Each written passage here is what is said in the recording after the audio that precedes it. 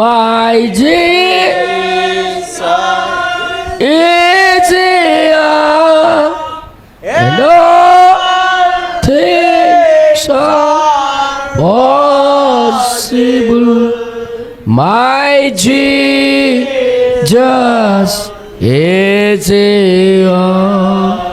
పరిశుద్ధ కలిగిన తండ్రి, ఘనమైన మా దేవా, నీకు స్తోత్రము నాయన. నీ కృపా కనికరం బట్టి మరొకసారి మేము చేరి ఉన్నాము. నీ వాక్యముతో ప్రభా మేము ఏకమవ్వాలని, నీ వాక్యము చెప్పినట్టుగా మేము చేయాలని మాకు నువ్వు పిలిచి ఉన్నావని మేము నమ్ముచున్నాము. అందుకే మాకు నువ్వు ఆకర్షించి ఉన్నావు నాయన. ఈ కూటాన్ని బట్టి మేము ఎవరు కూడా నష్టపోకుండా మేమందరము లాభపడి ఇక్కడ నుండి వెలుదుముగాక. మా తప్పొప్పులను మేము సరిదిద్దుకొని మీ దగ్గర ప్రభా లోబడి మీ మాటలకి తిరగబడకుండా మా జీవితాలు మీకు లోపరుచుకున్నట్టు కృపను దయచేయండి. ఇదిగో మాకు మేముగా నీకు సమర్పించుకుంటున్నాం. ఈ కాల ఘడియ వర్తమానాన్ని బట్టి మీకు స్తోత్రాలు. మాకు ఏలియాని పంపించి ప్రభా మా హృదయాలు అపోస్తుల బోధ వైపు తిప్పినందుకు మీకు స్తోత్రాలు ప్రభా. ఇదిగో వాక్యములోకి మేము వెలుచుండగా నీ ఆత్మాభిషేకం ఉంచి నడిపించమని చిన్న ప్రార్థన యేసుక్రీస్తు నామములో అడిగి వేడుకొంచున్నాము తండ్రి, ఆమేన్. మొదటి సమూయేలు 16వ అధ్యాయము. మొదటి సమూయేలు 16వ అధ్యాయము 14వ వచనము. యెహోవా ఆత్మ షౌలును విడిచిపోయి యెహోవా యొద్ద నుండి దురాత్మ ఒకటి వచ్చి అతన్ని వెరపింపగా. 15. షౌలు సేవకులు, దేవుని యొద్ద నుండి వచ్చిన దురాత్మ ఒకటి నిన్ను వెరపించి ఉన్నది. 16. మా ఏలినవాడవైన నీవు ఆజ్ఞయిమ్ము, నీ దాసులమైన మేము సిద్ధముగా ఉన్నాము. సితారా చమత్కారముగా వాయింపగల యొకన్ని విచారించుటకై మాకు సెలవిమ్ము. దేవుని యొద్ద నుండి దురాత్మ వచ్చి నిన్ను పట్టినప్పుడల్లా అప్పుడు అతడు సితారా చేత పట్టుకొని వాయించుట చేత నీవు బాగుపడదు అని అతనితో ననిరి. ఆమేన్. ఎప్పుడు ఈ వాక్యం కోసం మనం బోధించుకోము, కానీ ఈరోజు దీని గురించి నేను బోధించాలనుకున్నాను. ఈ దురాత్మ దేవుని దగ్గర నుండే వచ్చింది. ఇది ఈ దురాత్మ దేవుని దగ్గర నుండి వచ్చింది, సౌలుకు పట్టుకోయింది. ఈరోజు కూడా అదే దేవుడు. ప్రతి ఒక్క దయ్యం ఆయన మాట వింటాయి, ఆయన ఎల్లమన్న వాళ్ళ దగ్గరికి వెళ్ళిపోద్ది. అందుకే మనం జాగ్రత్త వహించాలని ఈరోజు ఈ పాఠం నేను తీసుకుంటున్నాను. ఈ మాటలు బట్టి మనం ప్రార్థన చేసుకుందాం. పరిశుద్ధ కలిగిన తండ్రి, జీవాధిపతి నీకు స్తోత్రము. ఈ దినము నీ లేఖనం దగ్గరికి మరొకసారి వచ్చి ఉన్నాము. ఇది ఒక హెచ్చరిక వాక్యం అని మేము నమ్ముచున్నాం. ఒక మనిషి పరిస్థితి నీతో గడిపినప్పటికీ కూడా నీకు సరైన రీతిలో సేవించకపోతే, నువ్వు చెప్పిన మార్గమును నడవకపోతే, నువ్వు చూపించిన మార్గములో మేము జీవించకపోతే ఏమి జరుగుతుందో సాక్షాత్తుగా మా కోసం రాయించి పెట్టావు. ఈ దినము ఇదే మాకు భయపెట్టడానికి నువ్వు రాయించలేదు, కానీ బుద్ధి కలగడానికే ఇవన్నీ రాయించావు. అది మా కొరకే అయి ఉన్నదని మేము నమ్ముచున్నాము. మేము సరైన మార్గం ఎతికి ముందుకు సాగాలనే, సరైన మాటలు మేము పట్టుకొని జీవించాలనే ఇవన్నీ కూడా మా ముందు నువ్వు పెట్టి ఉన్నావు. మాకు నువ్వు ప్రేమిస్తున్నావు కాబట్టి మాకు హెచ్చరిస్తావు, సరిదిద్దుతావు ప్రభా. మాకు నువ్వు కొడతావు నాయన. దాన్ని బట్టి మీకు స్తోత్రాలు. ఈ దినము ఈ లేఖనం ద్వారా మాతో మాట్లాడమని చిన్న ప్రార్థన యేసుక్రీస్తు నామములో అడిగి వేడుకొనిచున్నాము తండ్రి, ఆమేన్. దయచేసి అందరు కూర్చోండి. హల్లెలూయా. సౌండ్ ఎక్కుతుందా నాన్న? సౌండ్ ఎక్కితే పర్లేదు, లేకపోతే ఇదంతా ప్రయాసం వ్యర్థమైపోతుంది. చెక్ చేసాం. Okay, God bless you. Hallelujah. అందరూ సంతోషమేనా? వెనక్కి వచ్చిన వాళ్ళు వెనక్కి కూర్చున్నారు, చూసావా? God bless you. అదే క్రమం. మరి చదివిన వాళ్ళు ఎవరున్నారు మెసేజ్లు? అందుకే సాలెం బెదర్కి ఒక కుర్చీ ఇచ్చేయండి. వచ్చారు వెనక అయిపోయి ఈరోజు పాపం ఎక్కడ ఏటైందో. హల్లెలూయా.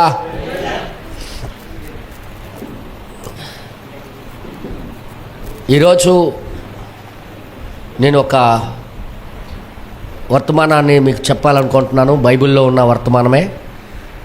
దీని గురించి ప్రవక్త ఏమన్నాడో చూద్దాం. ఒక దేవుడు మనిషికి దయ్యం పట్టడం అనేది గొప్ప బాధాకరమైన విషయం. దేవుడితో నడిచినోడికి, దేవుడు సంఘానికి వచ్చినోడికి, దేవుని యందు నమ్మకం ఉంచినోడికి దయ్యం పట్టడం అంటే ఎక్కడో మిస్టేక్ లేకపోతే జరగదు. ఎక్కడో మిస్టేక్ ఉంటుంది, ఆ జంక్షన్ దగ్గర అది పట్టేస్తుంది. ఎందుకంటే దేవుడే దాన్ని అనుమతిస్తాడు అనేది మన ప్రవక్త ద్వారా, ఈ బైబిల్ ద్వారా మనం తెలుసుకున్నాం. ఒకవేళ దేవుడు అనుమతించకపోతే ఎవరి మీద దానికి అధికారం లేనే లేదు. ఎవరికి పట్టి పీడించడానికి కానీ, ఎవరికి హాని చేయడానికి కానీ. యోబు దగ్గర మీ అందరికీ తెలుసు, యోబుకి బాధ పెట్టడానికి వెళ్ళేటప్పుడు దేవుడు సలహా తీసుకుని వెళ్ళాడు. దేవుడి దగ్గరే మీ అందరికీ తెలుసు, రాజుల గ్రంథంలో ఆయన అహాబు రాజు 400 మంది ప్రవక్తలకి పిలిపించి వెళ్ళాలా వద్దా, గిల్గాద్ మీదకి యుద్ధానికి వెళ్ళాలా లేదని అడిగినప్పుడు అక్కడ సమావేశం దేవుడి దగ్గరే జరిగింది. దేవుడు సలహాతోనే ఆ దురాత్మ వచ్చి, ఆ అబద్ధమాడే ఆత్మ వచ్చి ఆ 400 మందికి పట్టేసింది. ఆశ్చర్యం ఏంటంటే, ఎవరైతే క్రీస్తు నామము ఉచ్చరిస్తుంటారో, దేవుడు నామము ఉచ్చరించిన వాళ్ళకి ఇది పట్టడం గొప్ప ఘోరమైన సంగతి. అసలు ఎందుకు పడుతుంది అనే దాని మీద మనము ఈరోజు తెలుసుకుందాం. దురాత్మ ఒక మనిషికి నాకు పట్టలేదు బ్రదర్, నేను బాగానే ఉన్నానని మీరు అనుకోవచ్చు. నీ జీవితంలో శాంతి సమాధానం లేదంటే వాడు ఎంటర్ అయిపోయాడు. బైబిల్లో రాయబడి ఉంది, క్రీస్తులో ఉన్నవాడు, క్రీస్తు లోపల ఉన్నవాడు విశ్రాంతి పొందుతుంటాడు. నేనేం మాట్లాడుతున్నాను? ప్రశాంతంగా ఉంటాడనమాట క్రీస్తులో ఉన్నవాడు. అది ఏ ప్రాబ్లం వచ్చినా ఆడికి ఏం అనిపించదు. ఎందుకంటే ఆడు చచ్చిపోయాడు కాబట్టి ఆడి శత్రువు ఎంత చేసినా ఈడు కదలడు మెదలడు. కానీ క్రీస్తులో ఉన్నామని చెప్పుకున్న మనము శాంతి సమాధానం లేకుండా, మనసులో ఒక ప్రశాంతత లేకుండా, దేవుడిలో ఉన్నామని పేరుకు మాత్రమే ఉండి లోపల ప్రశాంతత లేదు అనుకుందాం. ఆల్రెడీ ఆ స్పిరిట్ నీకు యాతన పెడుతుంది. దాని నుండి బయటపడడం ఎలా, అసలు ఎందుకు పడతాడు, దాని నుండి బయటపడడం ఎలాగనేది ఈరోజు రెండింటికి సమాధానం చూద్దాం. హల్లెలూయా. ఇప్పుడు ఎంతమందికి దయ్యాలు పట్టేసా తెలిసిపోతాయి ఈజీగా. నేను పేర్లు చెప్పక్కర్లేదు. ఈ వాక్యం మన ముందు పెట్టినప్పుడు అర్థమైపోద్ది. ఓహో, నా లోపల ఉందన్నమాట అది వచ్చి. నేను దేవుడు చర్చికి వెళ్తున్నాను కదా, మరి నాలోకి ఎందుకు వచ్చింది అనుకుంటాడు. దేవుడే దాన్ని అనుమతిస్తాడు. ఎందుకు అనుమతిస్తాడు అంటే దానికి ఒక సూత్రం ఉందన్నమాట. లేకపోతే అది వాడు లోపలికి రావడానికి అధికారం లేదు. నిన్ను బాధ పెట్టడానికి కానీ, నీకు హింసించడానికి కానీ, నీ యొక్క ఆనందాన్ని తొలగించడానికి కానీ ఎట్టి పరిస్థితిలో వాడికి అధికారం లేదు. కానీ చర్చికి వచ్చిన నిన్ను వాడు శాంతి సమాధానం లేకుండా చేస్తున్నాడు అంటే మిస్టేక్ ఎక్కడ జరిగిందో, ఎక్కడ జరుగుతుందో అనేది చూపిస్తాను. దాన్ని బట్టి మనము జాగ్రత్త పడి దిద్దుకుంటే, నేను అంటాను దిద్దుకుంటే, మరి దేవుడి దగ్గర సరి చేసుకుంటే దాని నుండి మనము బయటికి రావచ్చు. హల్లెలూయా. వింటారా ఈరోజు అయితే? హల్లెలూయా. జాగ్రత్తగా వినండి. ఇది నేను చెప్పలేదు, ఈ కాల ప్రవక్త వర్తమానం వచ్చిన తర్వాత ఇవన్నీ మనకి అర్థమయ్యాయి. అందుకే పాత స్వభావం ఏది కూడా మన జీవితాల్లో ఉండకూడదు. నేను ఎప్పుడు చెప్తుంటాను, బాతుగూడలో కూడా అదే చెప్పాను. నీ పాత జీవితానికి సంబంధించిన ఒక చీర ఉన్నా చాలు. ఒక చీర ఉంటే చాలు అంటే, లేకపోతే నీ పాత కాలము నువ్వు లోకంలో తిరిగినప్పుడు ఒక ప్యాంట్ ఉండేది చూసావా, టైట్ది, పెన్సిల్ కట్టది, అది ఉన్నా చాలు, వాడు నీ ఇంట్లోకి ఎంటర్ అవుతాడు. ఎందుకంటే దేవుడి దగ్గర అలాంటి లైసెన్స్ తీసుకున్నాడు. వాడికి సంబంధించింది ఏది నీ ఇంట్లో ఉన్నా. అందుకే చెప్తున్నా, చాలామంది మనం అన్యులుగా ఉండేటప్పుడు బోల్డ్ బంగారాలు కొనుక్కున్నాం, చెవులకి ముక్కులకి అన్నిటికి కొనుక్కున్నాం, చేతులకు కొనుక్కున్నాం. అది మీకు జల్లీమని చెప్పట్లే. వాటిని ఏం చేయాలంటే కంసాలా వాడి దగ్గరికి వెళ్ళి బిస్కెట్ చేసేయాలి దానికి, లేకపోతే ఒక ముద్ద చేసేయాలి. ఆ ముద్ద ఏం చేయాలంటే ఎప్పుడైనా నీకు అవసరం వచ్చినప్పుడు పద్దు పెట్టుకోవడమో లేకపోతే అమ్ముకోవడమో చేయాలి. అది దానికి రూపు ఏదైతే నువ్వు ఇష్టపడి కొనుక్కున్నావో, ఈ రూపు ఉంటే బాగున్నదని తయారు చేయించుకున్నావు చూడు, అది దయ్యము నీ చేత చేయించింది. వాడు కోరికను నీ ద్వారా తీర్చుకోవడానికి వాడు నీ చేత అది డిజైన్ చేయించాడు. ఆ డిజైన్ని వాడు ఇష్టపడి చేసుకున్నాడు కాబట్టి దేవుడికి తెలుసు నీది ఉన్నంత వరకు నీకు అధికారం ఉంది. నీది లేనప్పుడు వాడి మీద నువ్వే దాడి చేయకూడదు. వారి మీద ఎటువంటి దాడి చేయడానికి అధికారం లేదు, వాళ్ళ దగ్గరికి వెళ్ళే అధికారం లేదు అంటాడు దేవుడు. ఎందుకంటే యెహోవా ద్వారబంధం దగ్గర నిలబడతాడు. ఆయనకి దాటి రావడం అంటే వాడి తరం కాదు. అందుకే పాత జాకెట్లు ఉంటాయి కొన్నిసార్లు వీ మెడ ఉన్నవి. ఇన్ని వివరించి చెప్పాల్సిన అవసరం వస్తుంది ఇప్పుడు. వెనకాల జాలిలాగా కట్టుకొని తాళ్ళతో కట్టుకొని జాకెట్లు ఉంటాయి. అమ్మా నా వీపు చూడు, నన్ను చూడు అని చేయించుకున్నారు కదా అప్పుడు, అలాంటివి ఉంటాయి. అది ఉన్న దయ్యం ఇంట్లోకి రావడానికి అవకాశాలు ఉన్నాయి. ఎందుకు ఇవన్నీ ఎక్కడ మీరు తెలుసుకున్నారు బెదరా అని అనొచ్చు మీరు. ప్రవక్త వర్తమానం ద్వారా నేను ఇవన్నీ తెలుసుకున్నాను. పాతది నీ జీవితంలో ఒక్కటున్నా నీ ఇంట్లోకి దురాత్మ వచ్చే అవకాశాలు ఉన్నాయి. ఇది ప్రవక్త ఎక్కడ చెప్పాడో దానికి మీరు ఎతికితే మీకు దొరుకుతుంది. నేను చెప్తాను దాని విషయం. సిస్టర్ హడ్డీ రైట్ సిస్టర్ తన 2 కుమారులు రక్షించబడ్డారు. మీ అందరికి తెలుసు. పరిశుద్ధాత్మయే వచ్చి వారికి రక్షణ ఇచ్చిందా లేదా? మాట్లాడండి. ఇచ్చాడా లేదా? సిస్టర్ హడ్డీ సిస్టర్ గారి యొక్క ఇంట్లో రక్షణ దొరికింది. వాళ్ళకి రక్షించబడ్డారు 2 కొడుకులను. దేవుడే ఆ రక్షించాడు వాళ్ళకి. అయితే కొద్ది రోజులు పోయిన తర్వాత వాళ్ళ కొడుకులో ఒక కొడుక్కి ఫిట్స్ రావడం ప్రారంభమైంది. ఫిట్స్ మూర్ఛవ్యాధి రావడం ప్రారంభమైంది. ఎప్పుడైతే మూర్ఛవ్యాధి అయిందో ఈ సిస్టర్ గారు బ్రదర్ బనం గారి దగ్గరికి వెళ్ళారు.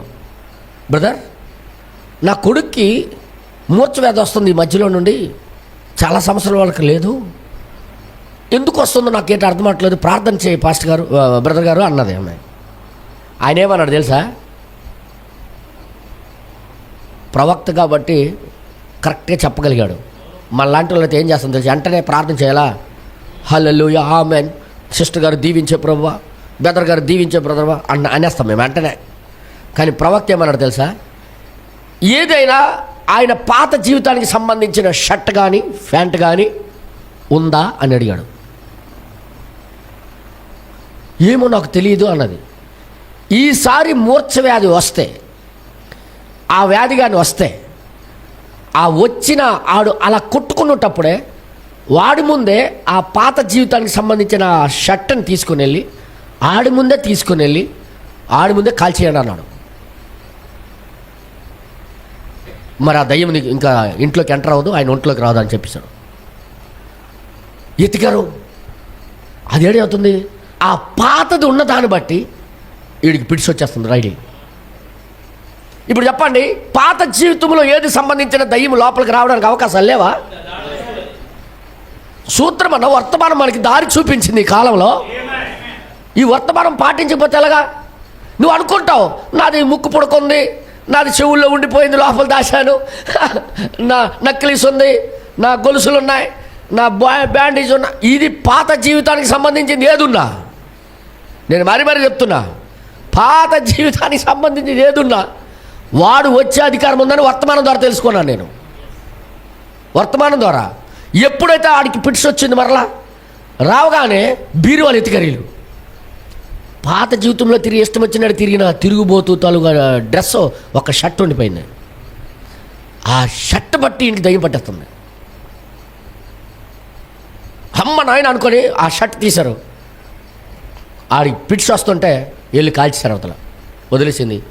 ఆ రోజు నుండి మరి ఎప్పుడు పిడిచి రాలే. ఏంటిది పిడిచి అంటే? దయ్యం తెలుసు కదా మీకు. ఎలాగొచ్చింది అది?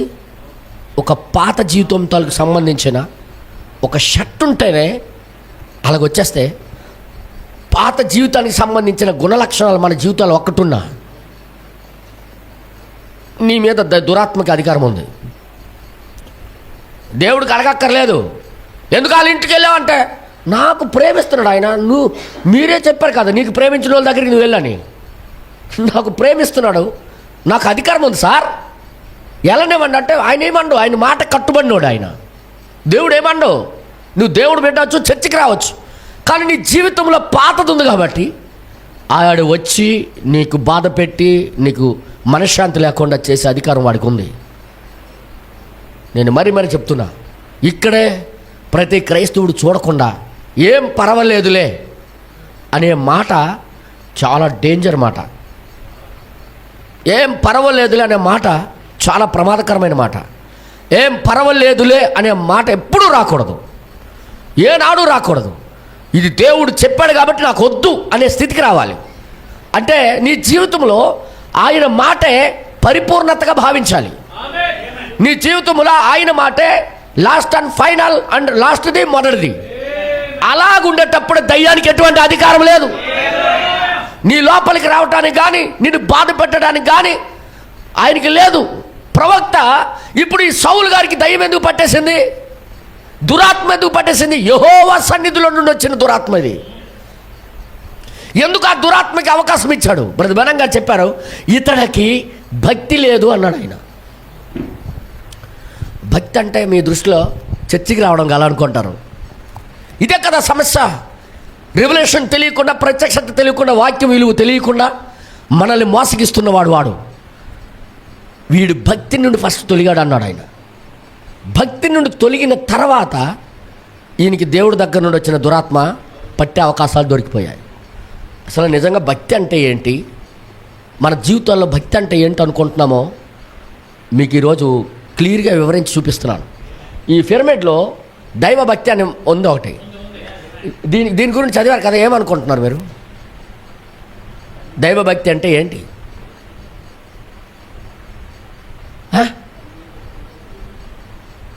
దైవ భక్తి ఏంటో ప్రవక్త చెప్పాడు క్లియర్గా. నేను దాన్ని చూపిస్తాను. ఈ సౌలు ఫస్ట్ దైవ భక్తి నుండి తొలగిపోయాడు. ఏ మనిషికైనా దురాత్మ వస్తే భక్తి నుండి ఫస్ట్ సైడ్ అవుతాడు. ఆ భక్తి ఏంటో ముందు తెలిస్తే తొలగిపోయామా లేదని మనకి ఈజీ తెలుస్తుంది. నేనేది మాట్లాడుతున్నాను, డినామినేషన్కి ఇవన్నీ ముయ్యబడ్డాయి, కానీ దేవుడు యొక్క కృప మన చేత ఇవన్నీ బోధిస్తున్నాడు ఆయన. మనం దిద్దుబడాలని, సరిచేయబడాలని. నేను ఎప్పుడు జీవితాల కోసం చెప్తాను. మర్మాలు చెప్పిన లోకంలో బోల్డ్ మంది ఉన్నారు, అది అవసరం మనకి. మర్మాలు వినాలి, జీవితము జీవించాలి. నేనేది మాట్లాడుతున్నాను, మర్మము అవసరమే, జీవితం అవసరమే. జీవితం ఉన్నదనుకో ఆటోమేటిక్ మర్మానికి నువ్వు ప్రేమిస్తావు, దానికి ఇంకా సందేహించని అవసరం కూడా లేదు. దయచేసి వినండి. ఇక్కడ ఇంకోసారి మనం చదువుదాం మాటని, దయచేసి మీరు చూడండి. యెహోవా ఆత్మ సౌలుని విడిచిపోయి. యెహోవా ఆత్మ అంటే ఇంతవరకు సౌలు దగ్గరే ఉండేది దేవుని ఆత్మ, సౌలు మీద ఉండేది దేవుని ఆత్మ. ఒప్పుకుంటారా లేదా? నీకు కూడా కొన్ని సంవత్సరాలు ఉండొచ్చు, కానీ అది లెఫ్ట్ అయిపోయే అవకాశాలు కూడా ఉన్నాయి. ఎప్పుడు వస్తుందో తెలుసా? భక్తిని వదిలినప్పుడు. అసలు భక్తి ఏంటో మీకు చూపిస్తాను ఈరోజు. హల్లెలూయా. వదిలి ఏం చేశాడు? యెహోవా యొద్ద నుండే దురాత్మ ఒకటి వచ్చి అతన్ని వెరపింపగా. యెహోవా యొద్ద నుండి వస్తుంటే యెహోవా సలహా లేకుండా వచ్చాడా? ఆర్డర్ తీసుకొని నాకు అధికారం ఉంది, వాడు భక్తిలో లేడు, వాడు పాత జీవితంలో స్వభావం ఉంది కాబట్టి నేను వెళ్ళే అధికారం ఉంది అని వచ్చాడు. బ్రదర్, ఒక అభిషేకించబడిన సౌలుకే దయ్యం వదలకపోతే మనల్ని ఎలా వదిలేస్తాడు అనుకుంటాం? మనల్ని ఎలా వదిలేస్తాడు అనుకుంటాం? అంటే చాలా జాగ్రత్త వహించాలి. ఇప్పుడు చాలా జాగ్రత్త వహించాలి. అవునా కాదా? సైలెంట్ టైం అయిపోతున్నారు. బైబిల్ ఇది. ఏది రహస్యము దాయదు, దేవుని యొక్క వాక్యం మన ముందు ఇప్పుతానని మాట ఇచ్చాడు ఆయన. సౌలు బ్రదర్ గారికి ప్రశ్న జవాబులో ఈ ప్రశ్న వేశారు. నాకు తెలియక అడుగుతాను సార్, అభిషేకించబడ్డాడు ప్రవక్త చేత, ఆ మనిషికి దయ్యము వచ్చి దురాత్మ వచ్చి ఆయనకి ఎలాగ యాతన పెట్టగలిగింది అని ఒక లేసారు ప్రశ్న బ్రదర్ గారికి అడిగితే, అప్పుడు సమాధానం ఏం చెప్పాడు తెలుసా? నేను చదివి వినిపిస్తాను. ప్రశ్న జవాబుల్లో నేను తీయమంటే తీయండి దయచేసి. లిటిల్ స్టోర్ హౌస్ అనే వర్తమానంలో ప్రశ్న జవాబులు ఉంటాయి కదా, ఇది 59లో బోధించారు. ప్రశ్న జవాబులు 12వ నెల 19వ తారీఖున ఇది బోధించారనమాట.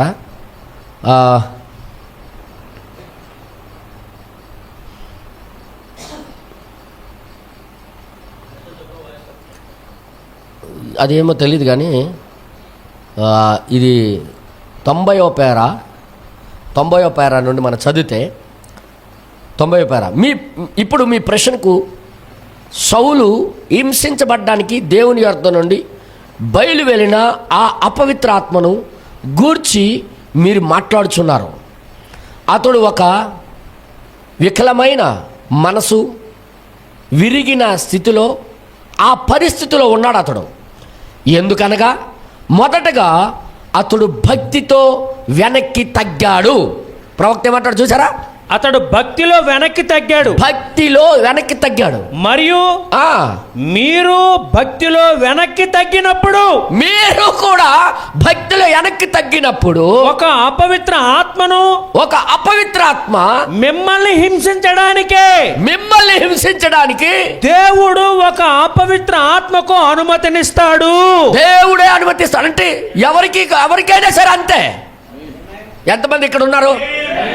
అంటే భక్తిలో నువ్వు వెనక్కి తగ్గినప్పుడు, ఇప్పుడు వెనక్కి తగ్గావా లేదనేది కూడా చూసుకోవాలి. భక్తి అంటే ఏంటో తెలుసుకోవాలి. అసలు ఉందా లేదా అనేది తెలుసుకోవాలి. భక్తిలో నేను జీవిస్తున్నా లేదని తెలుసుకోవాలి. ఇవన్నీ తెలుసుకోవాలి. ఇక్కడ ఏమంటా అదే అంటున్నాడు, మీరు ఎప్పుడైనా భక్తిలో వెనక్కి తగ్గితే మీకు కూడా ఆ దురాత్మ వచ్చి యాతన పెడుతుంది. అంటే గుర్తెట్టుకో, నువ్వు యాతన పడుతున్నావు, మనశ్శాంతి లేకుండా బ్రతుకుతున్నావు అంటే ఆల్రెడీ ఎంటర్ అయిపోయింది. నువ్వు భక్తిలో ఎక్కడో వెనకం చేసావు, ఎక్కడో వెనక్కి తగ్గావు. అందుకే నీకు మనశ్శాంతి లేకుండా చేస్తుంది అది. ప్రతి యాతన పెట్టేది దయ్యమే, మీ అందరికీ తెలుసు. అసలు ఈ భక్తి అంటే మన దృష్టిలో ఏమనుకుంటున్నామంటే చర్చికి వెళ్ళడం భక్తి అనుకుంటారు. సంఘాలు చర్చికి వచ్చి తుడిచేస్తే భక్తి అనుకుంటారు. అవన్నీ తొడ్డము, చర్చికి రావడము తప్పు కాదు, నిజమే. కానీ అసలు భక్తి అంటే ఫుల్ అర్థం ఏంటో ఈరోజు తెలుసుకోవాలి. ఆమేన్. సౌలుకి కారణం ఏంటి? పరిస్థితి ఎందుకు వచ్చింది? భక్తిలో. అర్థమైందా మీ అందరికీ? భక్తిలో వెనకంజ వేయట. ఈరోజు నా ప్రియ సహోదరులారా, మరి లైవ్లో వింటారు వారికి కూడా నేను చెప్తున్నా, మీరు మాత్రం ఈ మాటను మాత్రం మీ హృదయాల్లో రాసుకొని ఉంచుకోండి. ఈ భక్తిలో వెనక్కి తగ్గడం బట్టే దయ్యానికి అవకాశాలు ఉన్నాయి. లేకపోతే నీకు ముట్టడానికి కానీ, నీకు అడగడానికి కానీ, నీ వైపు చూడడానికి కూడా దానికి పవర్ లేదు. ఈ లోకంలో ఉన్నవాడి కంటే మనలో ఉన్నవాడు గొప్పవాడై ఉంటాడు. ఎప్పుడు భక్తి పడిపోద్దో వాడి లోపల రావడానికి అవకాశాలు ఉన్నాయి. అర్థమవుతుంది కదా? ఇంకా ఇంకేదేమంటాడు 91లో, ఒక్క క్షణంలో నేను మీకు ఒక విషయమును చదవగోరుచున్నాను. ఒక విషయం నేను చదవగోరుచున్నాను. ఇక్కడ దానిపై నాకు ఇంకొక ఆలోచన కూడా ఉండి ఉన్నది. ఏంటి ఆలోచన? ఏ ఆలోచన అంటే నేను చెప్పేస్తాను. ఆయన మొదటి రాజులో తీసుకుని వెళ్ళి 22 అధ్యాయం గురించి మాట్లాడాలనుకుంటున్నాడు ఆయన. ఏంటి 22 అధ్యాయంలో ఉంది? అహాబు రాజు 400 మంది ప్రవక్తలకి పిలిచి రామోత్ గిలాత్ మీదకి వెళ్ళాలా వెళ్ళకూడదా అని అడగడానికి 400 మంది సంప్రదించాడు. కానీ వీళ్ళందరూ భక్తి మార్గంలో వెనక్కి తగ్గిపోయిన వాళ్ళే. భక్తి అంటే అసలు ఏంటో ఫుల్ ఫామ్ మీకు చూపిస్తాను ఈరోజు. దైవ భక్తి అంటే అర్థం ఏంటి, ఏమి చేస్తే నీకు దైవభక్తి ఉంది అని చెప్పుకోగలం. అమ్మా కొద్దిగా భాస్కరరావు గారి చెల్లి, మా చెల్లి ముందు కూర్చొని కునుకుతే మిగతా వాళ్ళందరూ ఎంత డ్రైవింగే తప్పు అయిపోద్ది. ఇంకా డ్రైవరే కునికేస్తా, అందరూ కునికేస్తారని పూర్తిగా కునికేస్తారనమాట పర్మనెంట్గా. అందుకే ముందు కూర్చున్నావు, కొద్దిగా భయభక్తులతో ఉండవు. ఇప్పటికే దయ్యం గురించి మాట్లాడుతాను, అప్పుడు ఆల్రెడీ నీకు ఆడించేస్తుంది అనమాట ఆల్రెడీ. చూడండి ఇక్కడ ప్రవక్త ఏమంటాడంటే ఈ 90వ పేరాలో ఆయన భక్తి నుండి వెనకంజ వేయటమే. ఇంకోసారి చదవండి 90వ పేర. ఇప్పుడు మీ ప్రశ్నలపై సౌలును హింసించడానికి దేవుని యొద్ద నుండి బయలు వెళ్ళిన ఆ అపవిత్ర ఆత్మను గూర్చి మీరు మాట్లాడుచున్నారు. అతడు ఒక వికలమైన మనస్సు విరిగిన స్థితిలో, అవును, ఆ పరిస్థితిలోనే ఉన్నాడు. లోపల మనశ్శాంతి లేదు ఆయనకి. ఎందుకనగా రాజ్యంలో డబ్బులు వస్తున్నాయి, యుద్ధాలు కూడా గెలుస్తున్నాడు, కానీ మనశ్శాంతి లేదు. లోపల బాధగా ఉంది, లోపల ఏదో కోల్పోయినట్టుగా. ఎందుకు? పరిస్థితి ఏంటంటే ప్రవక్త అంటున్నాడు అక్కడ మొదటిగా అతడు దైవ భక్తిలో వెనక్కి తగ్గాడు. ఇస్ రైట్, నేను చెప్పలేదు, ప్రవక్త చెప్పాడు దీన్ని.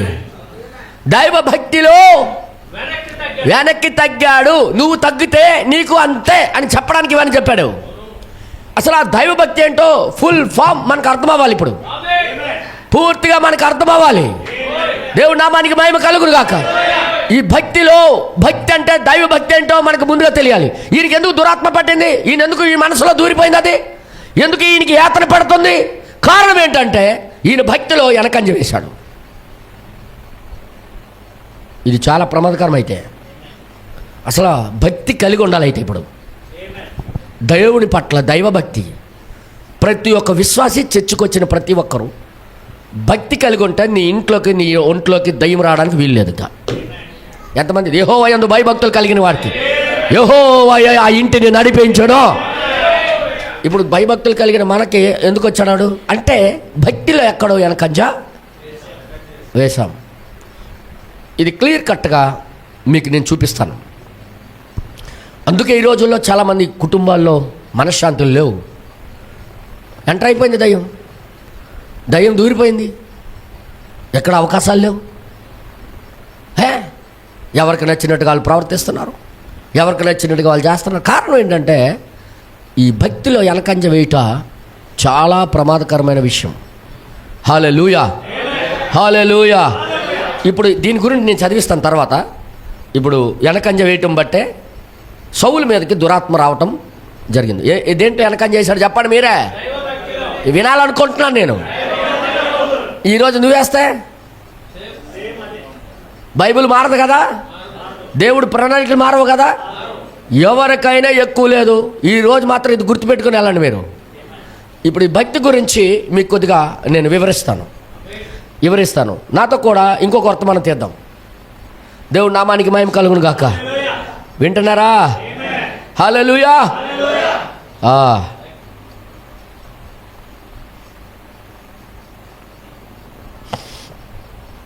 అదే లిటిల్ స్టోర్ హౌస్ అనే వర్తమానంలోనే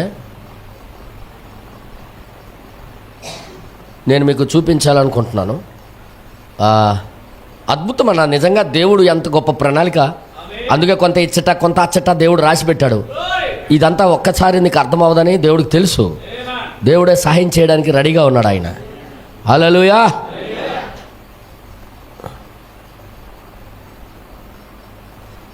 ఓకే,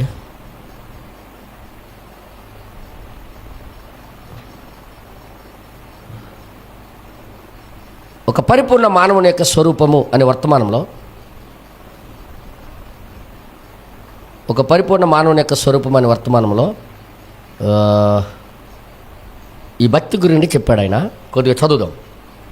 118వ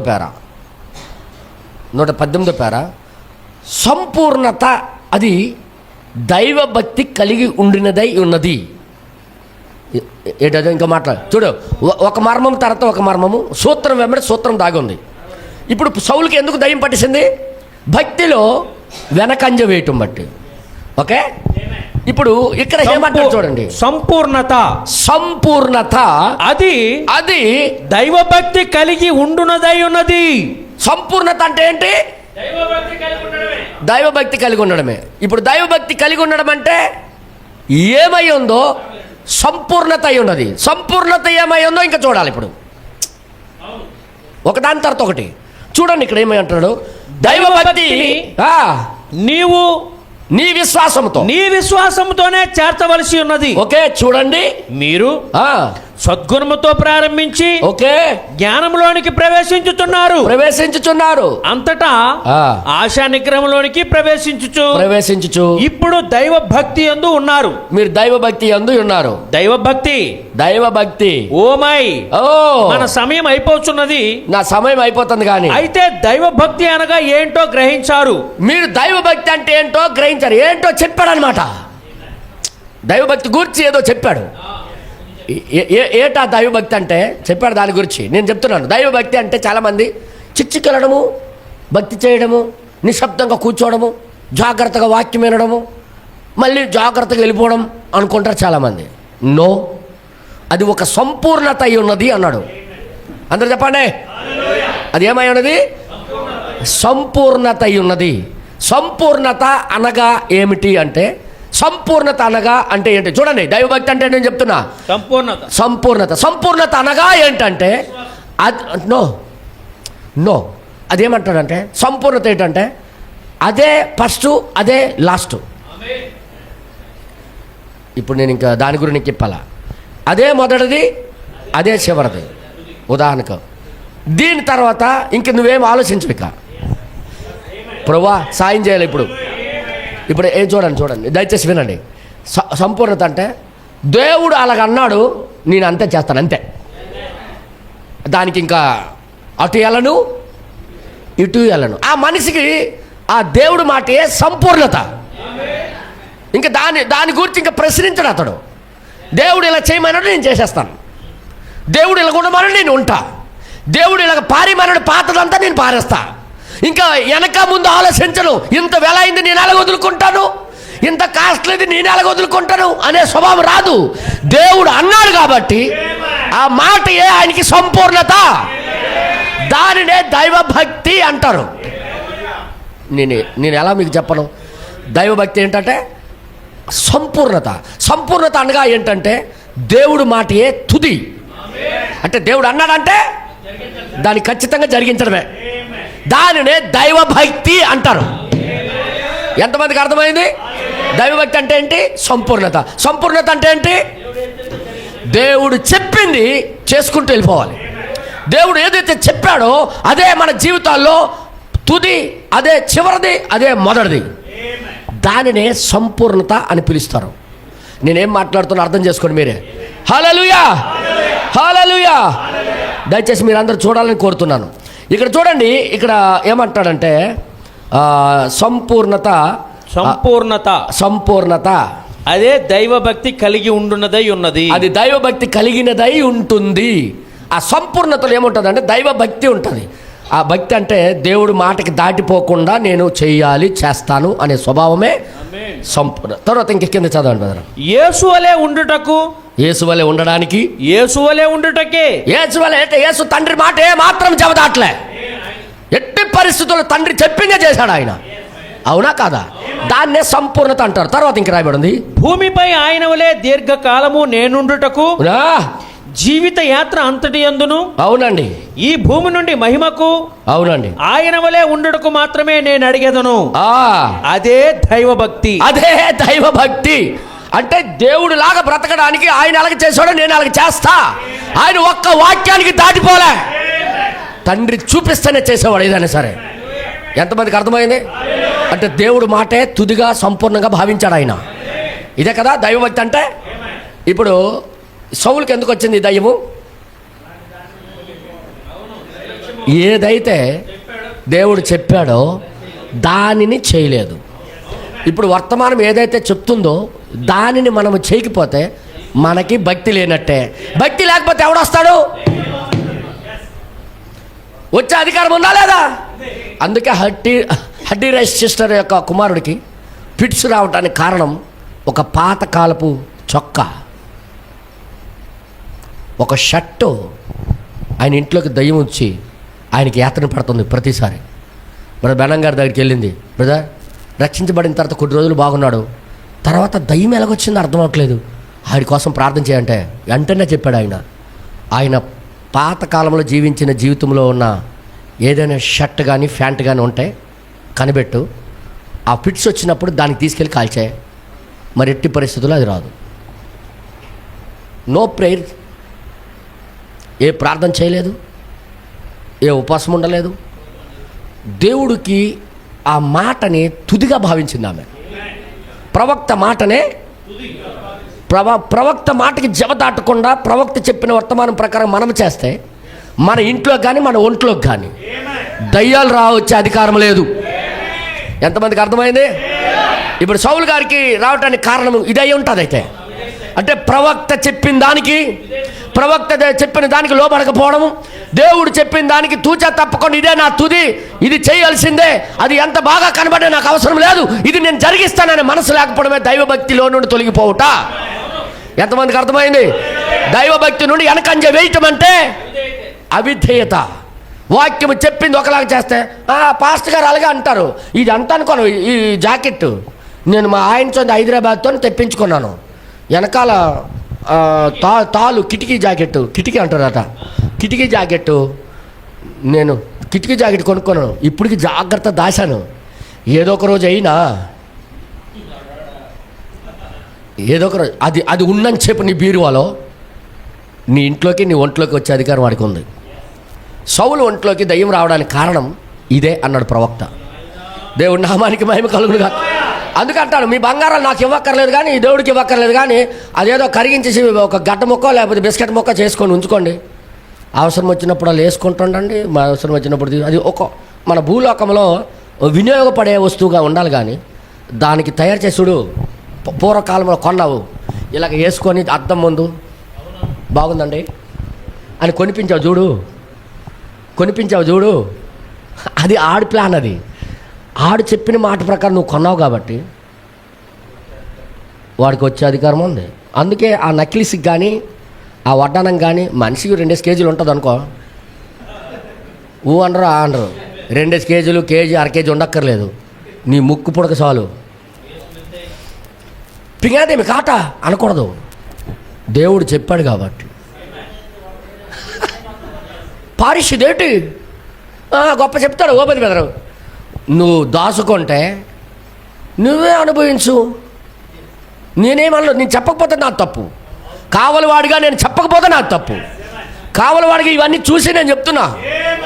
కావలివాడిగా మీకు మీ మీద ప్రమాదం రాకుండా, దయ్యం రాకుండా, ఆ దురాత్మ మీ మీదకి రాకుండా తప్పించడానికి నేను చూస్తున్నా. చెప్పకపోతే మీ రక్తాపరాధం దేవుడు నాకు అడుగుతాడు. చెప్పిన తర్వాత బాధ్యత ఎవరిదంటే నీది. హల్లెలూయా. ఇప్పుడు అర్థమైందా సౌలు మీదకి దురాత్మ ఎందుకు వచ్చిందో? భక్తి నుండి తొలగిపోవడం బట్టి అన్నాడు. ఆ భక్తి అంటే అక్కడ చెప్పలే, ఇక్కడ చెప్పాడు. మళ్ళీ భక్తి అంటే సంపూర్ణత అయి ఉన్నది. సంపూర్ణత అంటే ఇక్కడ చెప్పలే, సంపూర్ణత అని వర్తమానంలో చెప్పాడు. మీకు నేను ఎలాగ చెప్పాలన్నా, సంపూర్ణత అంటే ఏంటంటే దేవుడు మాటే తుది. ఆయన మాటే నా జీవితానికి లాస్ట్ అండ్ ఫైనల్. ఆయన చెప్పాడు కాబట్టి నేను చేస్తాను అంతే. అది కష్టమవనే నష్టమవనే దానికి నేను ఫాలో అవుతాననే స్వభావం నుండి సౌలు వెనకంజ వేశాడు కాబట్టి ఆయనకి దురాత్మ పట్టింది. అలాగే మీకు కూడా, మీ మీద కూడా ఆ దురాత్మ అలాగే వస్తుందని ప్రవక్త గారు డైరెక్ట్గా చెప్పారా లేదా చెప్పండి. అందుకే ఆ మాట చదవండి మరి ప్రశ్న జవాబులో. దయ్యం ఎప్పుడు వస్తుంది నీ ఇంటికి, నీ ఒంట్లోకి? నీకు మనశ్శాంతి లేకుండా, నీ జీవితంలో శాంతి సమాధానం లేకుండా, నువ్వు విశ్రాంతిలో విశ్రమించకుండా చేసేది ఏంటంటే దురాత్మ. ఇలా చదివాం కదా నేను ప్రశ్న జవాబులో. ఇప్పుడు చదవండి. దేవుని యొద్ద నుండి బయలు వెళ్ళిన ఆ అపవిత్రాత్మను గురించి మీరు మాట్లాడుచున్నారు. అవును, మనస్సు విరిగిన స్థితిలో ఆ పరిస్థితిలోనే ఉన్నాడు. అవును, ఎందుకనగా మొదటిగా అతడు భక్తిలో వెనక్కి తగ్గాడు. అవును, మరియు మీరు కూడా మీ భక్తిలో వెనక్కి తగ్గినప్పుడు, ఆ దయ్యమును మీ వద్దకు రావడానికి, మిమ్మల్ని హింసించడానికి దేవుడే ఒక అపవిత్రాత్మకు అనుమతిస్తాడు. ఈ మాట ఫీడ్ చేసి ఏంటంటారు దాన్ని గోడ మీద రాసుకోండి, పట్టం కట్టుకోండి. ఇది ప్రవక్త మాట చెప్తే వినకపోతే ఇదే జరుగుద్ది అని రోజు తెల్లారలగ్గానే చదువుతున్నాను దాన్ని. ప్రతిరోజు లేవగానే నా దేవుడికి నేను భక్తి చేయాలి అంటే అర్థం ఆయన మాటకి నేను తూచ తప్పకుండా లోబడాలి. లోబడకపోతే అది వచ్చే అధికారం ఉంది. కాబట్టి అలాగ నువ్వు ప్రవర్తించినప్పుడు నీ ఇంట్లోకి రాకుండా చూసుకునే బాధ్యత, నీ ఇంటి చుట్టూ దేవదూతలు పెట్టే బాధ్యత, మాటిచ్చే దేవుడు, మాట తప్పని దేవుడు, వాగ్దానం ఇచ్చేవాడు, నెరవేర్చే దేవుడు ఆయన. ఇప్పుడు సంపూర్ణతగా భావించలేదు సౌలు. దీన్ని బట్టి చూస్తాయి అంటే దేవుడు మాటే, ప్రవక్త మాటే తుదిగా భావించలేదు. ఈరోజు కూడా ప్రవక్త వర్తమానాలు చదువుతున్నాం కానీ తుదిగా భావించకపోవడం బట్టి మన ఇళ్లల్లోకి దయ్యాలు వస్తున్నాయి. 12 సంవత్సరాలు 10 సంవత్సరాలు సేవ వర్తమానం ఇన్ని తర్వాత వచ్చిన తర్వాత వాడికి ఎలాగ దయ్యం పట్టేస్తుంది? నాకు చెప్పండి మీరే. కారణం ఏంటో తెలుసా? మిస్టిక్, భక్తిలో నుండి వెనకంది చేయడం. భక్తి అంటే ఏంటో తెలుసా? దేవుని యొక్క మాటే సంపూర్ణంగా భావించి, సంపూర్ణతగా భావించి దాన్ని లోబడకపోవడం. దేవుడు మాటే తన జీవితానికి తుదిగా భావించకపోవడం ఇదే కారణం. వింటున్నారా? ఇప్పుడు మీకు తీసుకెళ్తాను, దయచేసి వినండి. సౌలు భక్తి నుండి ఎప్పుడెప్పుడు జారాడో మీకు చూపిస్తాను. ప్రవక్త మాటకు పాటించకపోవడం, ప్రవక్త మాటకి లోబడకపోవడం ఎప్పుడు చేశాడో మీకు చూపిస్తాను. ఎంతమంది ఇంట్రెస్ట్గా ఉన్నారు? ఆ కాలంలో ప్రవక్త ఎవరు? సమూయేలు.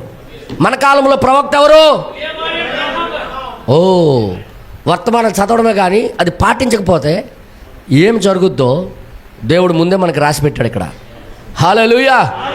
నాతో కూడా బైబిల్ తీయండి, మీకు చదివిస్తాను. తర్వాత వర్తమానాలు చదివిస్తాను. దయచేసి మీరు అందరు చూడాలని నేను కోరుతున్నాను. ప్లీజ్. 13వ అధ్యాయము, మొదటి సమూయేలు 13వ అధ్యాయము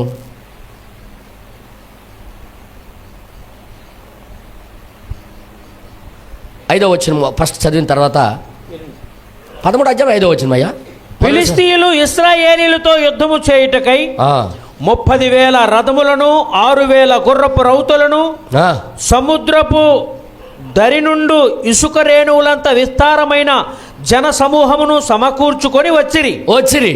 వీరు బయలుదేరి బేతావేను తూర్పు దిక్కున మిక్మషులో దిగిరి. ఇశ్రాయేలీయులు దిగులు పడుతున్నారు లోపల. ఏంటి ఇంత జనం వచ్చేసారు, మనం ఏంటి ఓడిపోతామని భయం. అయితే తాము ఇరుకులో ఉన్నట్టు తెలుసుకొని, ఇరుకులో పడిపోయామరా బాబు అనుకొని తెలుసుకొని, గుహలలోను పొదలలోను మెట్టలలోను ఉన్నత స్థలములలోను కోపములలోను దాగిడిపోయిరి. అయితే కొందరు హెబ్రీయులు యోర్దాను నది దాటి గాదు దేశమునకును గిలాదునకును వెళ్ళిపోయిరి. కానీ సౌలు ఇంకను గిల్గాలులోనే ఉండెను. ఓకే, జనులందరూ భయపడుచు అతన్ని వెంబడించిరి. వెనకాలే వెళ్ళారు. అయితే ఇప్పుడు నెక్స్ట్ 8వ వచనం. సమూయేలు చెప్పినట్లు అతడు 7 దినములు ఆగి, 7 దినాలు ఆగమన్నాడు సమూయేలు. 7 దినాలు ఆగాయా, తర్వాత బలి అర్పించి దేవుడికి సలహా అడుగుదామా అన్నాడు ఆయన. ప్రవక్త ఏమన్నాడంటే, నువ్వు ఆగు, యుద్ధానికి ఎదురుగా వెళ్ళిపోకు, దేవుడి యొక్క సలహా అడుగు, దేవుడు ఏం చెప్తాడో అది చేద్దాం, అదే తుదిగా భావిద్దాం అని సమూయేలు చెప్పి వెళ్ళిపోయాడు. అయితే ఇక్కడ ఏమంటున్నాడు చూడండి. జనులు యుద్ధ నుండి 7 దినములు ఆగి సమూయేలు గిల్గాలునకు రాకపోవటియు, ఇక సమూయేలు 7 దినాలు అయిపోయినా రాలేదని జనులు తన యొద్ద నుండి చెదరిపోవటియు సౌలు చూచి, వెళ్ళిపోతున్నారా బాబు వదిలేసని చూచి, దహన బలులను సమాధాన బలులను నా యొద్దకు తీసుకొని రమ్మని చెప్పి. చూడండి, దహన బలులు ఇది ఎవరికో దయ్యానికి అర్పించట్లే, దేవుడికి అర్పిస్తున్నాడు. కానీ మిస్టేక్ ఎక్కడ? ప్రవక్త మాటని తుదిగా భావించకపోవడం. అందరూ చెప్పండి. ఇది ఒకటో మిస్టేక్, ఇది మొదటి తప్పు. ప్రవక్త మాటకి అంత సీరియస్గా తీసుకోపోవడం, దానికి లోబడకపోవడం, దానికి సంపూర్ణతగా భావించకపోవడం. ప్రవక్త మాటకి ఇది ఖచ్చితంగా ఇది దేవుడి మాట అయి ఉన్నది, నేను దాన్ని చేస్తాను అనే గుణం లేకపోవడం. ఆయన మీద దయ్యం రావడానికి ఇది ఒక కారణం. ఎంతమందికి అర్థమైంది? ఈరోజు హడ్డీ సిస్టర్ యొక్క కుమారుడు గురించి మనకెందుకు చెప్పాడు తెలుసా? మనము కూడా మన ప్రవక్త యొక్క మాటకి ఆ విధంగానే పాటించకపోతే ప్రవక్త వర్తమానంలో ఉన్న నీకు కూడా దురాత్మ పట్టే అవకాశాలు ఉన్నాయి. నేను వాస్తవంగా చెప్తున్నా, రూల్ ఈజ్ ఎ రూల్. దేవుడి యొక్క చట్టం మారదు, దేవుడి యొక్క పద్ధతి మారదు. ఇక్కడ ఏమంటాడు చూడండి, తర్వాత ఏం చేశాడు? తీసుకొని రమ్మని చెప్పి దహన బలిని అర్పించాను. అతడు దహన బలి అర్పించి చాలించిన వెంటనే, బలులు అర్పించిన చాలించిన తర్వాత ప్రవక్త వచ్చెను. సమూయేలు వచ్చాడు. అయితే సౌలు అతన్ని కలుసుకొని అతనికి వందనములు చేయుటకై బయలుదేరి. వందనాలు ఇక్కడ పని చేయదు, నీ వందనాలు పని చేయదు, నీ ప్రైజ్ లార్డ్ చెప్పలా పని చేయదు, గాడ్ బ్లెస్ యు బ్రదర్ అనేది పని చేయదు. ప్రవక్త చెప్పింది ముందు చేయాలా? ఇంట్లో నీ పాత జీవితానికి సంబంధించి ఉంచుకొని ప్రవక్త ఏమంటాడు తెలుసా? అది నువ్వు తుడిచిపెట్టాలి. నీ భర్త రాక మునిపే ఆ స్త్రీ దీపం వెలిగించి ఇల్లంతా ఊడ్చి పాత వస్తువులని ఈడ్చి బాడి చల్లేయాలా? ఏ మ్యాన్, పాత స్వభావానికి సంబంధించి ఏది ఉండకూడదు. హల్లెలూయా. దేవుడి నామానికి మహిమ కలుగును గాక. ఏమి అవుతుందో చూడండి ఇక్కడ. అతనికి వందనములు చేయుటకై బయలుదేరగా సమూయేలు అతనితో నీవు చేసిన పని ఏమని అడిగాను. ప్రవక్త మాట సంపూర్ణంగా భావించుకోకపోవడం, భక్తిలో నుండి దిగజారిపోవుట. క్లియర్గా అర్థమైపోయింది అనుకుంటాను. బైబిల్ మనం చదువుతున్నాం, వర్తమానం మనం చదువుతున్నాం. వర్తమానము బైబిల్ ఒక్కటై ఉన్నదని మీకు చూపిస్తున్నాను. వర్తమానం ప్రవక్త ఏం చెప్పాడు? సౌలు భక్తిలో నుండి వెనక్కి జారిపోవడం బట్టి ఆయన భక్తికి ఏదో అన్యదేవతలకు వెళ్ళిపోయాడనో, లోకానికి ప్రేమించి వెళ్ళిపోయాడనో, లేకపోతే సినిమాలు చూడడానికి వెళ్ళిపోయాడనే లేనే లేదు. భక్తిలో నుండి వెనక్కి జారిపోవట అనగా ప్రవక్త మాటకి చూసినప్పటికి కూడా, చెప్పినప్పటికి కూడా దానికి చేయకపోవట అంటే నిర్లక్ష్యతత్వం. ఏమైపోయిందిరా, ఆయన లేకపోయినా పర్వాలేదు, బలి అర్పించేస్తానని అర్పించడం బట్టి దెబ్బతిన్నాడని ప్రవక్త చెప్తున్నాడు. హల్లెలూయా. అయిందా? అప్పుడేమన్నాడు? అందుకు సౌలు జనులు నా యొద్ద నుండి చెదిరిపోవటయు నిర్ణయ కాలమున నీవు రాకపోవటయు, ఏడు రోజుల తర్వాత వస్తానన్నా నువ్వు రాకపోవడము, ఫిలిష్తీయులు మిక్మషులో కూడి ఉండుటయు నేను చూసి ఇంకను యెహోవాను శాంతిపరచక మునిపే వాళ్ళు మా మీదకి వచ్చేస్తారేటో, ఫిలిష్తీయులు గిల్గాలునకు వచ్చి మా మీద పడుదురనుకొని నా అంతట నేనే సాహసించి దహన బలి అర్పించి తినను. చెప్పినప్పుడు కూడా నీ జీవితంలో అది తీసేయంటే నువ్వు సాహసిస్తున్నావు బ్రదర్. దుస్సాహసం. పాతదున్నా తీసేయండి అంటే నేను చెప్తాను కదా, నీకు చిన్న ముక్కు పుడక పాతది ఉంచిన పొట్లం కట్టి దాన్ని బట్టి నీ ఇంట్లోకి రావడానికి అవకాశం ఉంది. నేను చెప్తున్నా. మరి ఇలాగే చెప్తుంటాడు, మేము అలాగే చేస్తుంటా అంటావా? కమాన్ జా, అనుభవించిపో, అనుభవించు. అందుకే పాత స్వభావానికి సంబంధించింది మన జీవితాల్లో ఏది ఉన్నా దయ్యము నీకు బాధ పెట్టే అధికారము వాడికి ఉంది. దురాత్మ నీ మీదకి వచ్చి నీకు బాధ పెట్టే అధికారము ఉంది. ఎంతమంది నమ్ముతున్నారు దీన్ని? ఉందా లేదా? భక్తిలో జారిపోవడం అంటే సినిమాలు చూడడం కాదు. భక్తిలో జారిపోవడం అంటే, భక్తిలో నువ్వు వెనకంజ వేయటం అంటే లోకానికి చర్చి వదిలేసి వెళ్ళిపోవడం కాదు. అది మహాఘోరం. అది వదిలే. చర్చికొచ్చి కూడా ప్రవక్త చెప్పిన దాని వారికి దానికి తుదిగా భావించకపోవడం, అదే నా పరిపూర్ణతగా అనేది తీసుకోకపోవడమే భక్తిలో నుండి వెనకంజ వేయుట. ఇప్పుడు ఏమైందో తెలుసా? దేవుడు ఏమనుకున్నాడు తెలుసా? సరే ప్రజలు కోరుకున్నారు కాబట్టి ఈయనకే ఉంచేస్తాను రాజుగా అనుకున్నాడు ఆయన. తెలుగు సమజమారా? అర్థమవుతుంది కదా? ఆయన ఏమనుకోడు దేవుడు, పోలే ప్రజలు ఎంచుకున్నారు, నా ప్రజలే కదా, మనకిష్టం లేకపోయినా కొన్నిసార్లు మన పిల్లలు పలాంది మనకు నచ్చకపోయిన స్వీటు నాకు కావాలి డాడీ అంటే పోలే నాకు నచ్చకపోయినా నా కొడుకు ఇష్టపడుతుంది కాబట్టి తీసుకో అంటాం. చూసారా? అలాగా దేవుడు కూడా ప్రజలు ఇష్టపడ్డారు కాబట్టి తన ప్రజలు పోలే ఇతనికే ఉంచేస్తాను వాళ్ళకి రాజుగా అనుకున్నాడు. కానీ ఈయనకి ప్రవక్త మాట అంటే తుదిగా లేదు. ప్రవక్త మాటకి మామూలు మాట అనుకుంటున్నాడు. తర్వాత ఇక్కడ ఏమంటాడంటే, అందుకు సమూయేలు ఎలాగన్నాడు? నీవు నీ దేవుడైన యెహోవా నీకిచ్చిన ఆజ్ఞను గైకొనక. Note this point. ప్రవక్త చెప్పిందంటే ఒక ఆజ్ఞ. ఎంతమంది నమ్ముతున్నారు? వర్తమానం చెప్పిందంటే మనకు ఒక ఆజ్ఞ. వర్తమానం ఏం చెప్పినా మనకు ఒక ఆజ్ఞ. అది ఆజ్ఞగా భావించాలి మనం. తర్వాత నీవు అవివేకపు పని చేసితివి. అవివేకం పని చేశావు. నీ రాజ్యమును ఇశ్రాయేలీయుల మీద సదాకాలము స్థిరపరచుటకు యెహోవా తలంచి ఉండెను. నీకే ఉంచేద్దాం అనుకున్నాడు ఆయన. అయితే నీ రాజ్యము నిలవదు.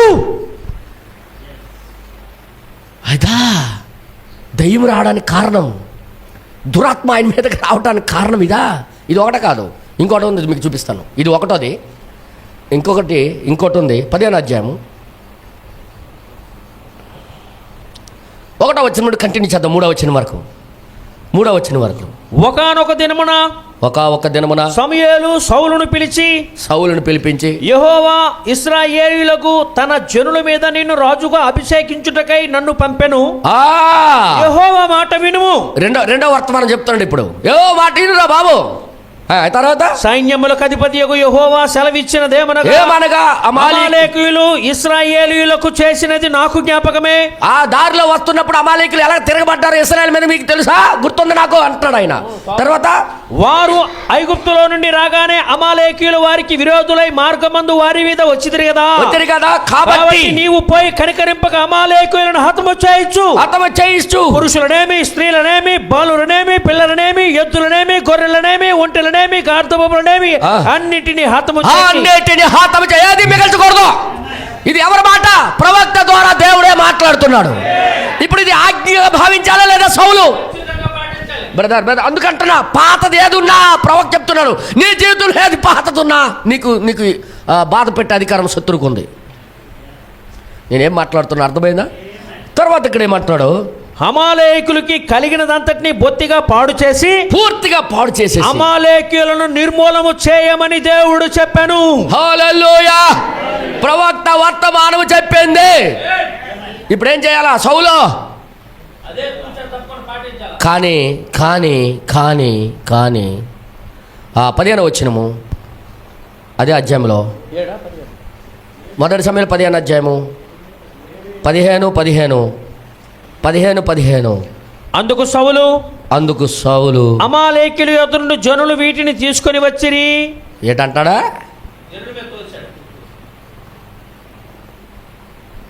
కొవ్విని ఏది మిగల్చకూడదు అని దేవుడు ఆర్డర్ చెప్తే, వర్తమానం సెలవిస్తే ఏం పర్వాలేదులే కొద్దిగా మిగిల్చుదాము. ఏటన్నాడు? నేను చెప్పానా? బాతు గొడవలు ఎందుకు చెప్పాను తెలుసా? ఏ బొమ్మాలి నీకు వదలా అని లాగుతుంటుంది, అది పాతది. దాని మీద ఉన్న అభిషేకం దయ్యమాభిషేకం. అర్థమైంది మీ అందరికీ? నేను నిజం మీద చెప్తున్నాను. ఈరోజు కాకపోతే రేపైనా దానికి నీకు లాక్కొని నీకు చూపరిచి నీ ఇంట్లో నీ దయ్యం తాండవిస్తుంది. ఇది వాస్తవం. పాతది ఏదున్నా ప్యాంటు. అప్పుడు నేను కరాటే చేసినప్పుడు గొప్ప సాగేది ఇది. దీంతో డ్యాన్స్ చేస్తుంటే అమ్మాయిలు నా వైపే చూసేవారు.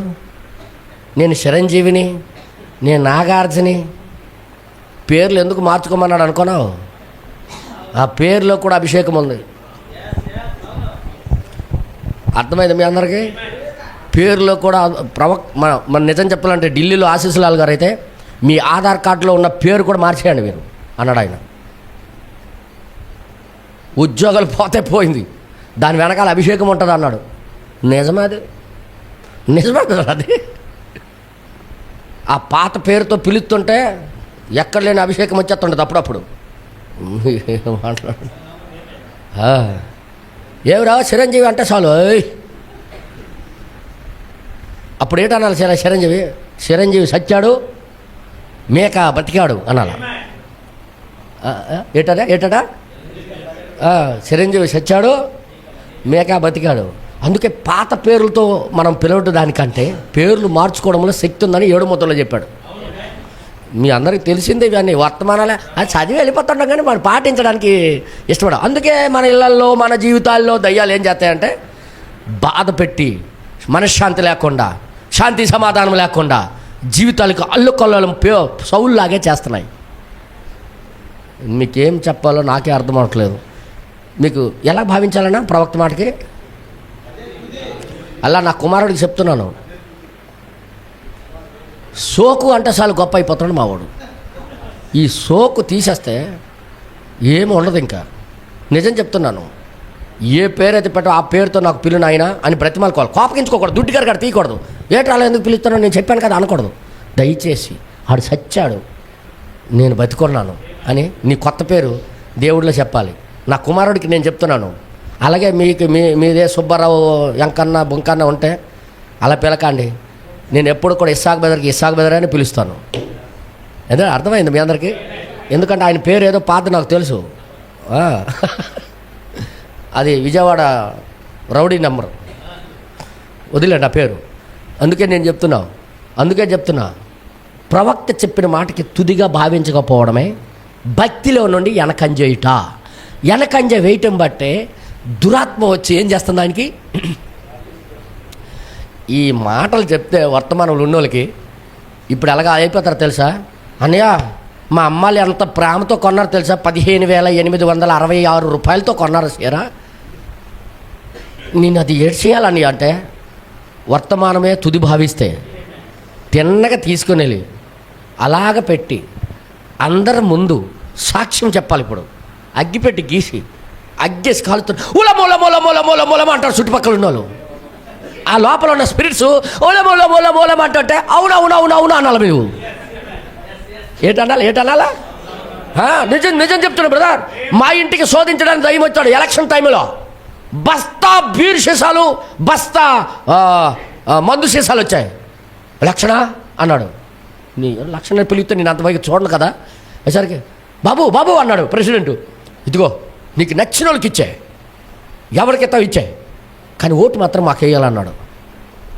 బస్తా తీశాను, అక్కడ పునాదులు కట్టడానికి రాళ్ళు వేశారు అక్కడ పక్కనే. ఒక్కొక్కటి చేతో డాండ్ మరి కొడుతున్నాను. తాగినోడు ఏమంటాడు తెలుసా, అన్న అన్న అన్న అవుతున్నారు ఒక్కొక్కడు. నేను మాత్రం వదలలేదు. ధనాధన్ ధనాధన్, ఒరే నువ్వు తాగపోతే అమ్మే డబ్బులు వస్తాడు, నాకు డబ్బులు అవసరం లేదు. ఈడేట్రా మెంటలోడ్రా అంటున్నాడు. అవును, క్రీస్తు కోసం పిచ్చోలా. నేను తాగను, ఇంకొకటి తాగించను, అది నా రూల్ అనుకొని కొడుతుంటే ఆ తాగిన ఒక్కొక్క సీసాకి ఒక్కొక్క గుండెకాయ పోయేదినట్టుగా అమ్మ అమ్మ అవుతున్నాడు అనమాట. నేను నాకు నవ్వు వస్తుంది అనమాట ఒక్కొక్క కొడుతుంటే. ఇంకా ఆపేశాను, ఎందుకంటే గాజు పెంకులు ఇవన్నీ అయిపోతున్నాయని ఆపేశాను. నా ముందు ఉంచారంటే నేను మొత్తం పగల కొట్టేస్తాను. జరే అనుకోండి, పెంట కుప్పలు విసిరిశాడు అనమాట. ఎత్తుకుతుండ్రి ఎక్కడ ఎక్కడ పడేశాడు అనుకోండి. ఎవరికి చెప్పలేదు. ఆయన చేతికి ఎందుకు ఇచ్చారండి, మా చేతికి ఇవ్వాలి కానీ అని అంటున్నాడు ఆయన. ఆడి చేతికి తీర్చో, ఆడు మంచోడు కాదు అంటున్నాడు. నేను మంచోడు కాదట, వాళ్ళు మంచోళ్ళట. God bless you. వర్తమానం మనము తుదిగా భావించినప్పుడు, ప్రవక్త చెప్పింది తుదిగా అది నెరవేర్చడానికి ఇష్టపడినప్పుడు, దయ్యము మన ఇళ్లలోకి మన జీవితాల్లోకి రావడానికి అధికారం లేదు. ఎప్పుడు సౌలుకి ఎందుకు వచ్చింది దయ్యం? ఇప్పుడు చెప్పండి మీరు. ఇక్కడ మిస్టేక్ అయ్యాడు, చేశాడు. అక్కడ అంత ప్రవక్త మాటకి అంతగా సీరియస్గా తీసుకోలేదు. ఇది ఖచ్చితంగా పాటించాలి, ఖచ్చితంగా నేను చెయ్యాలి, ఇదే నా తుది, ఇదే నా జీవితానికి సంపూర్ణత అనే భావన లేదు ఆయనకి. అందుకే దురాత్మ యెహోవా సన్నిధి నుండి వచ్చి ప్రతిరోజు ఆయనకి యాతన పెడుతుంది. పక్కన సలహా ఇచ్చారు సహోదరులు, సార్ ఒకడున్నాడు, ఆయన సంగీతం వాయిస్తే మీకు దయ్యం వదిలేస్తుంది అంటే. వీళ్ళు ఎప్పుడో చూశారనమాట. ఎప్పుడు చూశారో తెలుసా మీకు? తెలుసా పోనీ ఎప్పుడైనా? ఎప్పుడు చూశారు వీళ్ళు? మగాడు చెప్తాను చూడు. గొర్రె జ్వరం వచ్చి అన్ని గొర్రెలు మేసినా ఒక గొర్రె పడుకొని పోయి అలా ఉండిపోయేదట. అప్పుడు దావీదు యొక్క సూత్రం ఏంటో తెలుసా? ఆయన దగ్గర ఉన్న తంబుర సితార తీసుకొని దేవుని పాట వాయించేవాడు. వాయించగానే దానికి ఎక్కడ లేని బలమంతా లేచి ఆ రోగం నుండి బాగుపడిపోయి చెంగ్ చెంగ్ చెంగ్ ఎగిరివాట. అవన్నీ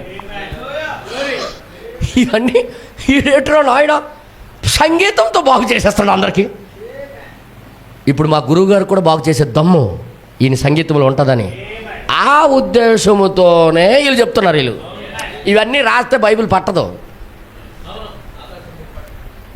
కాబట్టి అవన్నీ రాయలేదు. రాయబడిన దాని వెనకాల భావాలు అవి. హల్లెలూయా. కిడా కిరిమైలా బే ఏడు చేద్దాం. అయితే ఇప్పుడు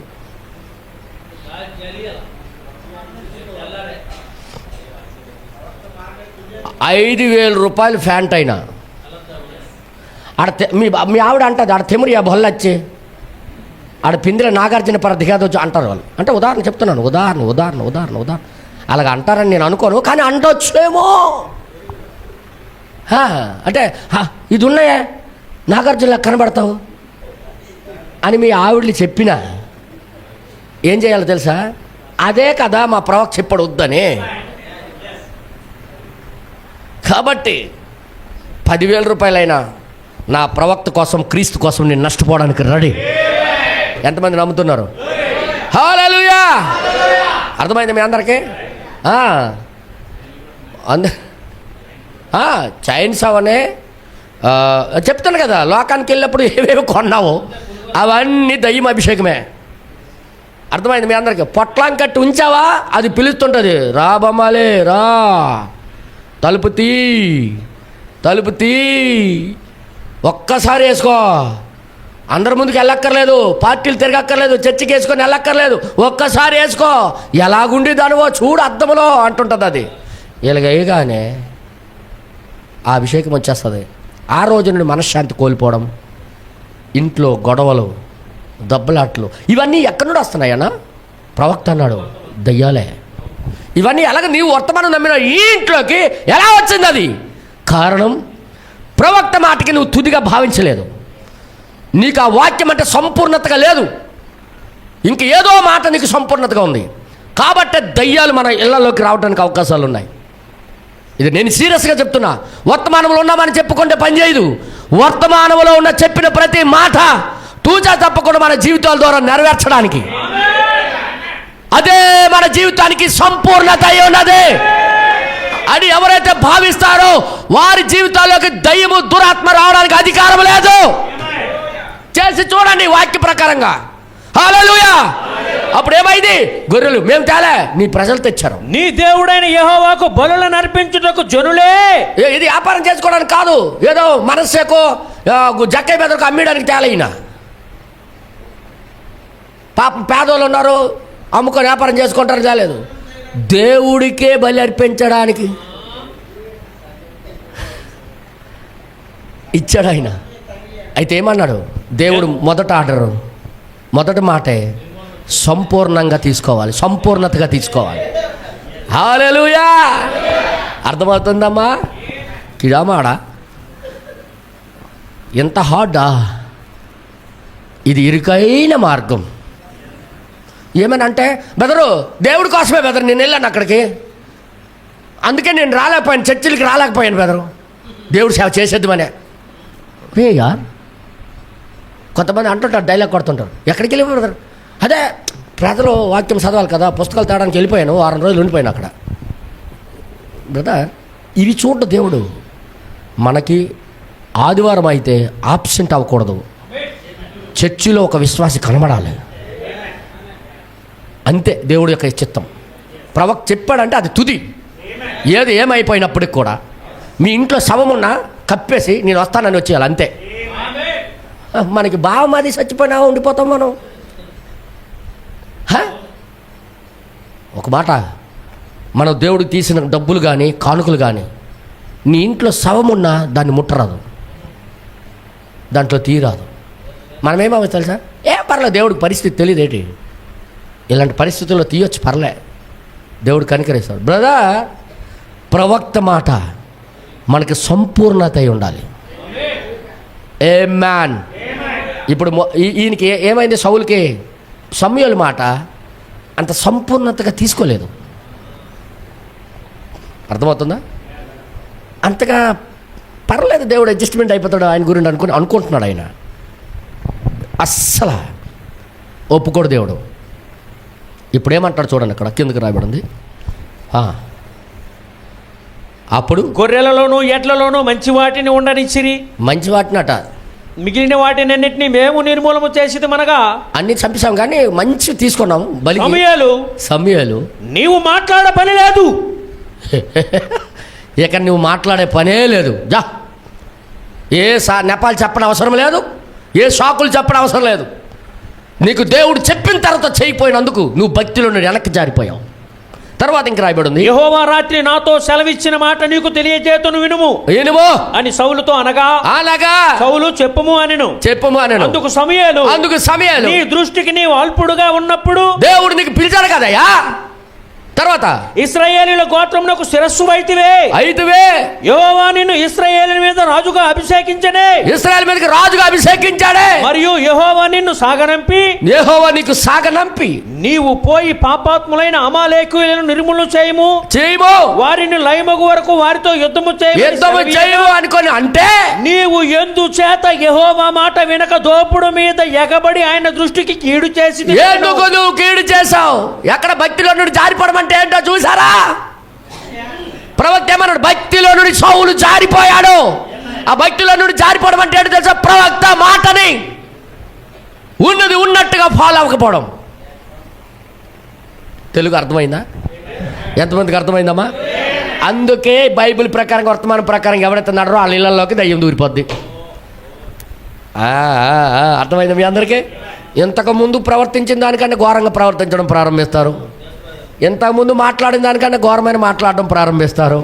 ఇంతకుముందు ప్రవర్తించిన దానికన్నా ఘోరాతిగా ఏదో దయ్యం వచ్చేసింది లోపలికే. కారణం ప్రవక్త మాట కానీ బైబిల్ మాట కానీ వెళ్ళలే.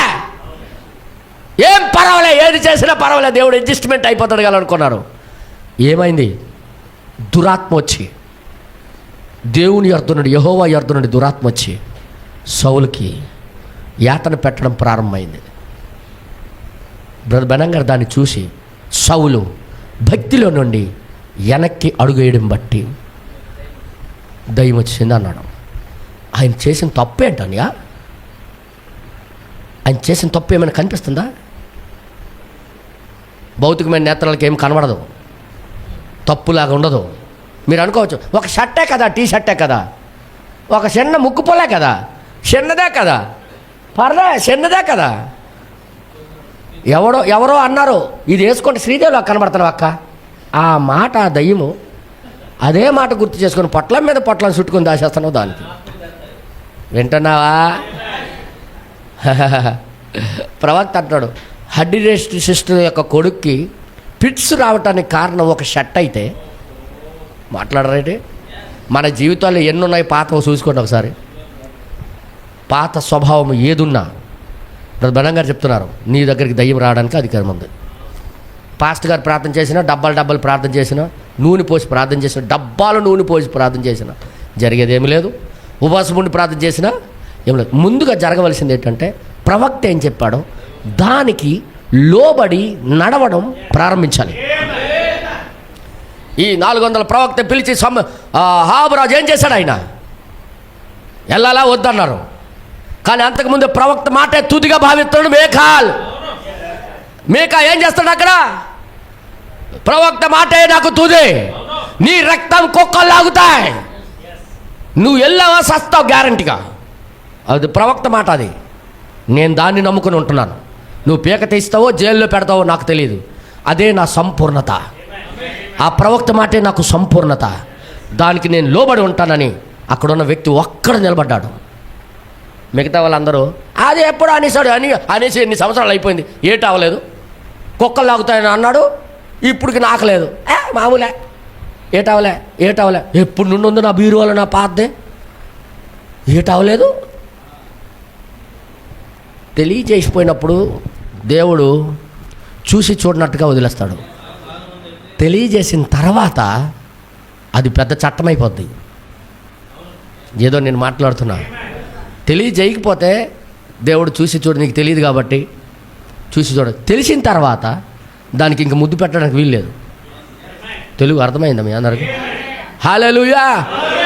అయితే ఎతకండి, మీ బీరువాళ్ళు ఏమైనా ఉంటే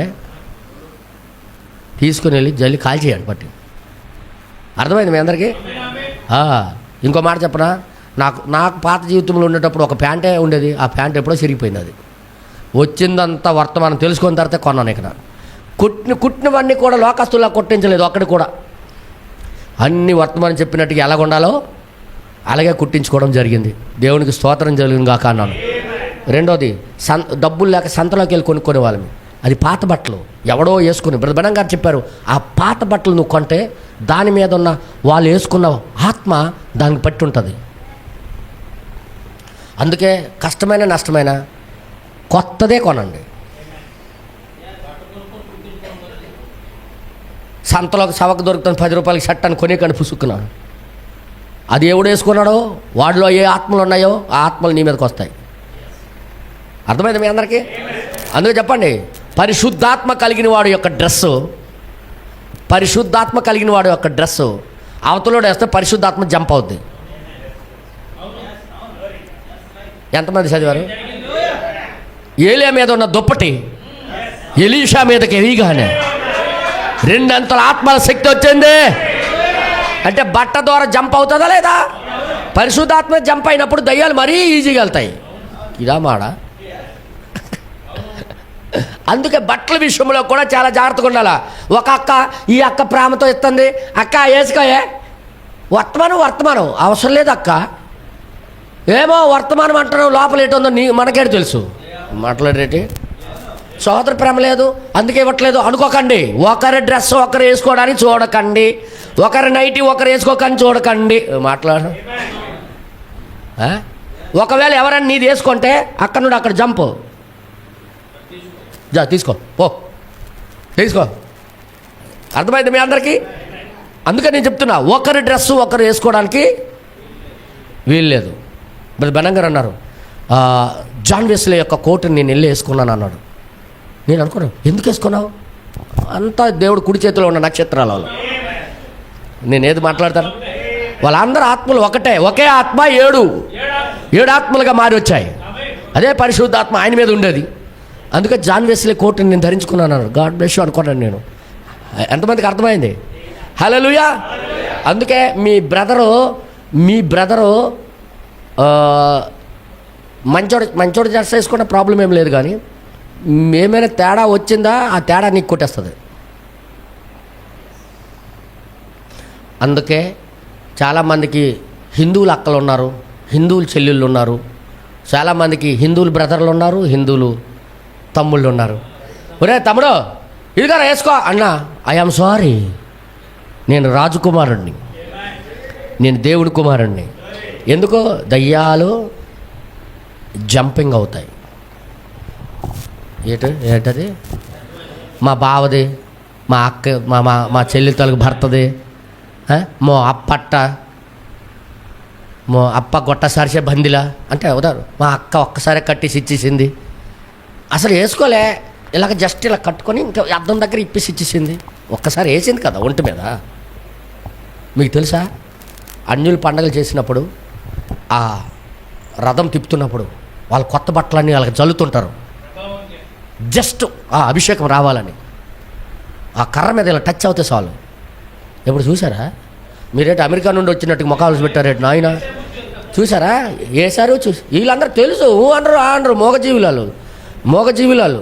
ఎందుకంటే వీళ్ళు ఆల్రెడీ అక్కలది పక్కలది వేస్తారు, వీళ్ళు పక్కింటోళ్ళది అక్కలది అందరూ వేస్తారు వీళ్ళు. అందుకే వీళ్ళు మాట్లాడట్లేదు. ఆ మాత్రం మాకు తెలియదా ఏటా? ఇక్కడ నేను ఉట్టే ఎర్రోడిని ఉన్నాడు అనుకుంటున్నారు మీరు. నాకు తెలుసు మీరు ఏటేసి ఉంటారో, ఏమంటుంటారో, ఏమని ఉంటారో ఇక్కడ నుంచి చెప్పగలను నేను. మీరు ఏం మాట్లాడి ఉంటారో నాకు తెలుసు. నేను అందుకు చెప్తున్నాను, ప్రవక్త వర్తమానం మనకి తుది. ఏ మ్యాన్, అర్థమైంది మీ అందరికీ? ప్రవక్త వర్తమానమే మనకి సంపూర్ణత. దానినే సంపూర్ణతగా భావించాలి. ఎంతమందికి నమ్ముతున్నారు? హల్లెలూయా. ఇప్పుడు అందాక చదివాం కదా ఆ ప్రశ్న జవాబుల్లో, అక్కడ ఏముందో చూడండి ఒకసారి. అక్కడ ఏం చెప్తున్నాడు ప్రవక్త? అక్కడ ఒక వ్యక్తి దేవుని మాటని, ప్రవక్త మాటని సంపూర్ణతగా భావించి, అసలు వెళ్ళకూడదు, వెళ్ళారంటే మీ పని అయిపోద్ది, దురాత్మ వచ్చి మీ మీద అబద్ధాలు ఆడుతుందని చెప్పాడు ఆయన. ప్రవక్త మాటకి ఇంచి అటు వెళ్ళలేదు, ఇటు వెళ్ళలేదు. వెళ్ళగానే అక్కడ చదవండి, ప్రశ్న జవాబులు చదివాం కదా. ఒకటి నేను చదివించాలనుకుంటున్నాను అన్నాడు కదా, అక్కడ నుండి చదవండి. ఒక్క క్షణం నేను విషయం చదవగోరుచున్నాను, నేను చదవాలనుకుంటున్నాను. ఇక్కడ దానిపై నాకు ఇంకొక ఆలోచన కూడా ఉంది. చూసారా? ప్రతి ఆత్మ దేవునికే లోబడవలసి ఉన్నది. దురాత్మవనే దేవుని ఆత్మవనే దేవుడికే లోబడాలి. అది అయితే యెహోషాపాతు మరియు ఆహాబు యుద్ధానికి వెళుచున్నప్పుడు మీకు జ్ఞాపకం ఉన్నదా? మీకు గుర్తుందా? పాత నిబంధన చరిత్ర గుర్తుందా అంటున్నాడు ఆయన. మరియు మొదటి కార్యము మీకు తెలియనా? మీకు తెలుసా? అక్కడొక వారు ఆ గౌనుల యొద్ద కూర్చొని ఉండిరి, గౌనుల దగ్గర కూర్చొని ఉండి, మరియు యెహోషాపాతు ఒక నీతిమంతుడై ఉన్నాడు. మరియు అతడు ఇట్లు చెప్పాను. ఏం చెప్పాడు? ఆ ఇద్దరు రాజులు అక్కడ కూర్చొని ఉన్నారు. మరియు వారు వారి యొక్క సైన్యంతో సమకూర్చుకుని రెడీ ఉన్నారు. అతడు ఇట్లా అన్నాడు, ఎలాగన్నాడు? ఏమని? మనం వెళ్ళవలనో లేదో అని దేవుడిని సంప్రదించదమా అన్నాడు ఆయన. మరియు ఆహాబు వెళ్ళి, అదే దేవుడి మాట తుదిగా భావించే స్వభావం ఆయనకి. ఆయన విశ్వాసే. యెహోవా ఏం చెప్తాడు నిజం, అదే పాటిద్దామనే గుణం. కానీ తర్వాత అహాబు వెళ్ళి తాను కలిగి ఉన్న 400 మంది ప్రవక్తలందరినీ తీసుకొని వచ్చి వారు కొవ్వి ఉండినట్లు పోషించుచు మరి ప్రతిదీ అహాబు చేశాను. వారు మంచి ఆకారం కలిగి ఉన్నారు. మరియు వారు అక్కడికి వచ్చారు. మరియు వారందరూ ఏక మనస్సుతో ప్రవచించి ఇట్లు చెప్పిరి. ఇలా చెప్పారు. అహాబు వెళ్ళను, దేవుడు నీకు జయమిచ్చును గాక. వీళ్ళందరూ ఒకటే మాట. ఏముంది వారి మీద? ఒక దురాత్మ. కానీ అందులో ఒకడు ప్రవక్త మాటకి సంపూర్ణతగా భావించేవాడు ఒకడున్నాడు, మీకాయా. ఆయన ప్రవక్త మాటే నేను పాటిస్తాననే శుభము కలిగిన వాడు. హల్లెలూయా. ఆయన మీదకి ఎందుకు దురాత్మ రాలేదు బ్రదర్? ఆయన మీదకి ఎందుకు రాలేదు? ఈ ప్రశ్న ఎప్పుడు వచ్చింది? సౌలు మీదకి దురాత్మ వచ్చి ఎందుకు వచ్చింది? దేవుడు బిడ్డ కదా అనే ఆ మాటకి ఇవన్నీ వివరిస్తున్నాడు ఆయన. ప్రవక్త మాటకి తుదిగా భావించకపోతే దయ్యం వచ్చే అధికారం ఉంది. ఆమేన్. హల్లెలూయా. తర్వాత ఇక్కడ ఏమంటాడు చూడండి, అప్పుడు అప్పుడు చదవండి brother. రామోగ్యలాదునకు వెళ్ళుము, వెళ్ళు, మరియు అక్కడ దేవుడిని నీ పక్షమున నీ కార్యము చేయును. నీ పక్షాన కార్యం చేస్తాడని వారిలో ఒకడు ఒక జత ఇనప కొమ్ములను చేయించుకొని మరియు ఒక దృష్టాంతముగా చూపించుటకు చుట్టూ పరిగెత్తుచు ఇట్లా చెప్పాను, అయితే ఈ ఇనప కొమ్ములు చేత నువ్వు వారిని దేశం నుంచి పారద్రోలుదమని అది నీదొగునని చెప్పాను. అయితే మీకు తెలియను, నీకు తెలుసు, అటువంటి వాటన్నిటి కొరకు వెళ్ళనటువంటి ఒక దైవజనుడి విషయంలో ఏదో ఉండి ఉన్నది. తర్వాత చూసారా అది లేఖనముతో సరిపోల్చబడని ఎడల, వాక్యముతో చెప్పినట్టుగా వర్తమానంతో సరిపోకపోతే అప్పుడు ఏదో తప్పిదం ఉన్నది. అది ఎప్పుడే తప్పిదం ఉన్నది. ఏ నిజమైన విశ్వాసి అయినా కావున యెహోషాపాతు ఇలాగ చెప్పాను. ఎలా చెప్పాడు? ఏమని? సరే, ఆ 400 మంది బాగానే కనబడుతున్నారు, వారు మంచివారి వలె అగుపించుతున్నారు, వారు మంచివారే అని బహుశా ఆహాబు చెప్పుండవచ్చు. కానీ యెహోషాపాతు ఎట్లనెను, ఏమన్నాడు? ఇంకా ఎవరైనా ఒకడు కలడా, ఎవరైనా ఉన్నాడా 400 మంది కాక అని అడిగాడు. ఏదో కొడుతుంది లోపల గంట, బయటకైతే బాగా కనబడుతున్నారు కానీ ఏదో గంట కడతా భక్తి నుండి జారిపోయినట్టుగా అనిపిస్తుంది దీనికి. ఇంకెవడైనా ఉన్నాడా అంటే అప్పుడు పిలిచాడు. అప్పుడు ఏమన్నాడు? ఏక మనస్సుతో 400 మందిని నువ్వు కలిగి ఉన్నప్పుడు ఇంకొకడు ఎందుకు 400 మంది ఓటేస్తుంటే ఇంకొకడు గురించి నీకెందుకు అంటున్నాడు ఈయన. ఎందుకనగా ఎందుకంటే సరిగ్గా అనిపించిందేదో ఉన్నదని అతడు అనిపించనిదేదో ఉన్నదని అతడు గ్రహించి చూసారా అతడు చెప్పాను. ఏం చెప్పాడు? అవునవును, ఇంకొకటి మేము కలిగి ఉన్నాం. ఏంటది? ఎవరిని? ఇమ్లా కుమారుడు అక్కడెక్కడో ఉంటాడు. ఇంకా చెప్పాడు. ఏమని చెప్పాడు? కానీ అతని మీద నాకు దేశం ఉందండి. దేశం ఎందుకు? వీళ్ళ మీద ఉన్న ఆత్మకి చూపిస్తుంటాడు ఈయన. మీకు కూడా కోపం వస్తుంటుంది అప్పుడప్పుడు, దయ్యం కోపం తెప్పిస్తుండదు నా మీద. ఈయన అయితే చుట్టాలు బంధువులు వదిలేదు నాయన, ఎక్కడికి వెళ్ళకూడదు అంటాడు నాయన అంటుంటాడు. నేనేం చేయను, నీకు మంచి కోసం నేను చెప్తున్నాను. అర్థమైంది మీ అందరికీ? అందుకే అన్నదమ్ములైనా అన్యతత్వంలోకి వెళ్ళిపోయినప్పుడు వాళ్ళ వెనకాల మనం వెళ్ళకూడదు, దూరం ఉండడం మంచిది. అక్క చెల్లెళ్ళైనా అన్యత్వంలోకి వెళ్ళిపోయి గొడవలు తెస్తే అందులో మనం దూరకూడదు, మన పవిత్రత పోద్ది. ఏదో నేను మాట్లాడుతున్నాను, అది ఎంత ప్రేమించిన అక్క చెల్లి అవనే అన్నదమ్ముడు అవనే కొద్దిగా దూరం ఉండడమే మంచిది. అర్థమైంది మీ అందరికీ? ఎందుకంటే ఇది ప్రవక్త వర్తమానం మనకి తుది. అదే భక్తి. భక్తి అంటే అది. భక్తి అనగా అది. భక్తి నుండి జారిపడి ఇప్పుడు సౌలు, భక్తి నుండి జారిపడి అహాబు, భక్తి నుండి జారిపడి 400 మంది ప్రవక్తలు. వీళ్ళ మీదకి దయ్యం వచ్చిందని చూశాడు ఆయన. తర్వాత ఏమంటాడు చూడండి ఒకసారి. అతడితో నాకు దేశము కలదు, నిశ్చయముగా నువ్వు కూడా అతని సంఘంలో ఏ సమయంలో అయినా అతను సంఘంలో ఉంటే నువ్వు సంఘం మూసివేయదువు, నువ్వు మూసేస్తావు, నువ్వు అతన్ని దేశం నుండే వెళ్ళగొట్టుదువు, వెళ్ళగొట్టేస్తావు నువ్వు. నిశ్చయంగా అందుకే అతని యందు నాకు దేశము కలదు. నీవెందుకు అతన్ని దేశించుదువు? నువ్వెందుకు దేశం? అతను ఎల్లప్పుడూ నన్ను గురించి కీడే చెప్తున్నాడు. అంటే దయ్యం మీద ఉంటే దయ్యం గురించి చెప్పకపోతే మరేడు చెప్తాడు. బ్రదర్, ఇప్పుడు ఎవరి మీద ఉంది దేవుని ఆత్మ, ఎవరి మీద ఉంది దయ్యమాత్మ? చూడడానికి బాగానే ఉన్నారు, వీళ్ళ జీవితాల్లో దయ్యమాత్మ ఉంది అబద్ధాలు ఆడించడానికి. బ్రదర్, నేను ఎందుకు మాట్లాడుతాను అర్థం చేసుకోండి. అందుకే బ్రదర్ బెనం గారు చెప్పారు, నీది పాతది కుళ్ళిపోవాలి కానీ అది బతికుండకూడదు నీలో. ఏం చెప్పాడు ఆయన? కుళ్ళిపోతేనే కానీ కొత్తది నీ జీవితంలో జరగదు. ఎంతమందికి అర్థమైంది ఈ మాట? హడ్డీ రైడ్ సిస్టర్ గారికి దేవుడే వచ్చి దిగొచ్చి రక్షించాడు. వాళ్ళకే పిట్స్ వచ్చేస్తే నువ్వేమాత్రం తేడా కొడితే వచ్చేస్తుంది అది. అందుకే జాగ్రత్తగా వహించండి. బెదరు ప్రార్థన చేసిన పోవట్లేదు బెదరు పిట్స్ అంటే దానికి కారణం వెనకాల ఎక్కడో ఏదో ఉంటుంది, ఉండక మాందో. లేకపోతే దేవుడు ఒక మాట అబద్ధం కాదు, ఇది నిజం. అర్థమైందా? పాతదేదో ఉంటేనే కానీ దయ్యం లోపల రావడానికి అధికారం లేదు. అందుకే ప్రసవ నొప్పులు అనే వర్తమానంలో 65లో బోధించాడు. మీరు ఒకసారి తీయండి. ప్రసవ నొప్పులు అనే వర్తమానంలో 65 1వ నెల 24వ తారీఖు.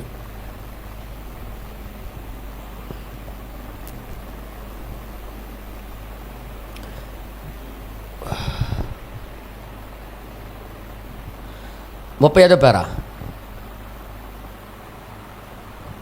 కొత్త జన్మను తీసుకొని వచ్చుటకు అది తప్పక కుళ్ళిపోవాలనని. కొత్త జన్మ తీసుకురావటానికి ఖచ్చితంగా నీ లోపల పాతది కుళ్ళిపోవాలనని ఇదివరకే మీకు నేను చెప్పానా? నేను చెప్పాను కదా, చెప్పాను. ప్రవక్త అంటాడు ఇక్కడ, ఇది మన ప్రవక్త వర్తమానం. ఇదే కొత్త జీవితం నీకు రావాలంటే ముందు పాత స్వభావం కుళ్ళిపోవాలి, ఇంకంతే. అది ఎట్లు కుళ్ళిపోయిందో మీరు చూడండి. అది ఎలా కుళ్ళిపోయిందో చూడండి, గమనించండి. నా సహోదరులారా, నా సహోదరులారా, ఆమె పూర్తిగా కుళ్ళిపోయింది. ఆమె పూర్తిగా కుళ్ళిపోయింది. దాని రాజకీయాల విధానాలు, మత ఇప్పుడు సంఘ శాఖల గురించి మాట్లాడుతున్నాడు ఆయన, సంస్థల గురించి మాట్లాడుతున్నాడు. కుళ్ళిపోయింది. రాజకీయ విధానాలు ఎంతగానో కుళ్ళిపోయాయి. ప్రపంచ విధానంలో సరి అయింది ఒక్కటి కూడా లేదు. ప్రపంచ విధానాలు సరైంది. ఇప్పుడు చూడు, క్రైస్తవులు అయినందుకు మీరు రిజర్వేషన్ తీసేస్తాడు. ఇప్పుడు మీరు ఎస్టీలుగా ఉండరు, ఎస్సీలుగా ఉండరు. ఎంతకాలం ముసుగులో దెబ్బలాట్లు ఇవన్నీ లెక్కలు తేలిపోయే రోజులు వచ్చాయి ఇప్పుడు. అనగా మీరు ఎస్సీ మీద తీసుకున్న రిజర్వేషన్ ప్రకారంగా వచ్చిన ఏవేవి ఉన్నాయో మీరు ఎస్టీల కింద రారు. ఇక మీరేం రోడ్లు ఎత్తుకొని జై జై జెండా అనుకుని తిరక్కండి. దేవుడు ముందే చెప్పేశాడు, రాజకీయాలు కుళ్ళిపోయాయి, కోర్టులు కుళ్ళిపోయాయి, అన్నీ కుళ్ళిపోయాయి. వాక్యం మాత్రం తాజాగా ఉంది. వాక్యం చెప్పినట్టుగా మనకి ఏ రిజర్వేషన్ అక్కర్లేదు. ప్రపంచ విధానంలో సరి అయింది ఒక్కటి కూడా లేదు. సరైనది ఒక్కటి కూడా లేదు. రాజకీయాలు రాజకీయాలు చెడిపోయాయి. అవును. నేను తెలుగుదేశము, నేను వైసీపీ, నేను జనసేన, నేను బాప్టిస్టు, నేను మెథడిస్టు అని చెప్పుకొనుచున్నారు కానీ అందరూ పూర్తిగా చెడిపోయారు. ఎవరికి నమ్మడానికి లేదు. నెక్స్ట్ తర్వాత ప్రవచించవలసి ఉన్నది, ప్రసవించవలసి ఉన్నది, దానిని ఆమె తాళలేదు. ఈ యొక్క అమెరికాలో ప్రతి రాష్ట్రము మీరు ఒక జార్జ్ వాషింగ్టన్ గాని లేక అబ్రహాం లింకన్ గాని పెట్టినా, ఎవరిని పెట్టినా అది వెనకకు రాజాలదు. అవును, అది విమోచనను దాటిపోయింది. సృష్టికర్త యొక్క రాకడ మాత్రమే దీనికి సహాయపడగలదు. ఇంకెవరు కాపాడలేరిక, ఎవరు నీకు కాపాడలేరిక. దేవుడే ఇంక దిగి రావాలి, అంతే. అందుకే పాతది ఏది ఉన్నా కుళ్ళిపోవాలి, ఇంక అంతే. దేవుడు నామానికి మహిమ కలుగును గాక. ఎంతమంది వింటున్నారు బ్రదర్? వింటున్నారా? అందుకే అంటున్నాడు సమావేశమైన వర్తమానంలో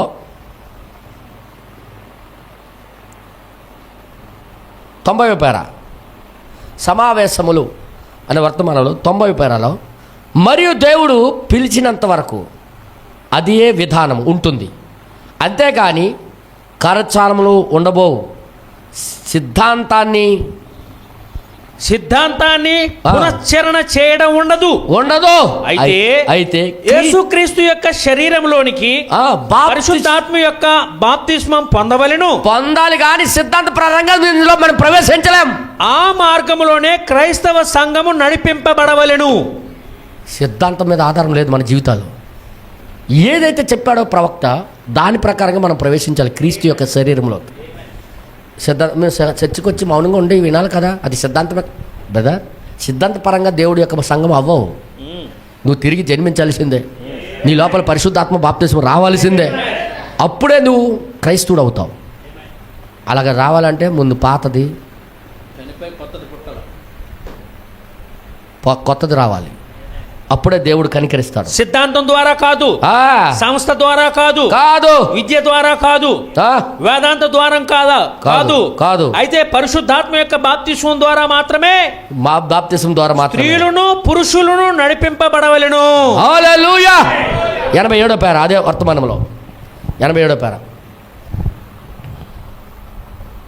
మరియు నీవు ఆయన వలె ఉండుటకు ఒకే ఒక్క మార్గము ఏదంటే ఆయనలో నీవు భాగస్వామ్యము కావటమే. ఆయన ఎక్కడున్నాడు? ఇప్పుడు వాక్య రూపంలో మన ముందున్నాడు ఆయన, వర్తమాన రూపంలో మన ముందున్నాడు ఆయన. ఆయనలో మనం భాగమైపోతారే కానీ ఆయనలాగా మనం కనబడం. ఎంతమందికి అర్థమైంది? ప్రవక్తలో చెప్పిందంతా ఆయన మనసు, సమూయేలు చెప్పిందంతా దేవుడి మనసు. అందరు చెప్పండారా? ఈ రోజుల్లో బైబుల్ని యెషయా మాట్లాడిందంతా దేవుడి మనసు అంటాం, ఇర్మియా మాట్లాడిందంతా దేవుడి మనసే అంటాం. మరి ప్రవక్త వర్తమానానికి ఎందుకు అలా భావించట్లేదు? సమస్య అక్కడే కదా భక్తి నుండి పడిపోవడానికి కారణం. అందుకే ప్రవక్త చెప్పింది తూచా తప్పకుండా మనకి తుదిగా ఉంటే మనం బతికి బట్ట కట్టినట్టే. అర్థమైంది మీ అందరికీ? అందుకే పౌలు గారు ఏం చేశాడో తెలుసా? దయచేసి వినండి. పౌలు గారు ఏం చేశారంటే సంపూర్ణత అనే వర్తమానంలో 62:12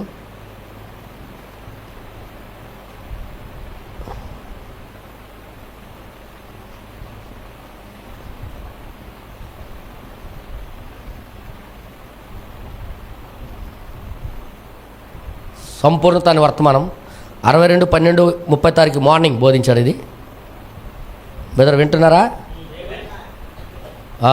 98వ పేరా 97 నుండి చదువుతాం. 97, 98 నుండి చదువుతాం. 97 నుంచి. ఓ నాకు గుర్తున్నది కాదు బ్రదర్, మనం ఎన్నో లేఖనాలు చూడొచ్చు. దానియేలు అతని సంపూర్ణత అయి ఉంటుంది. అది కారణపడడం లేదంటే ఇది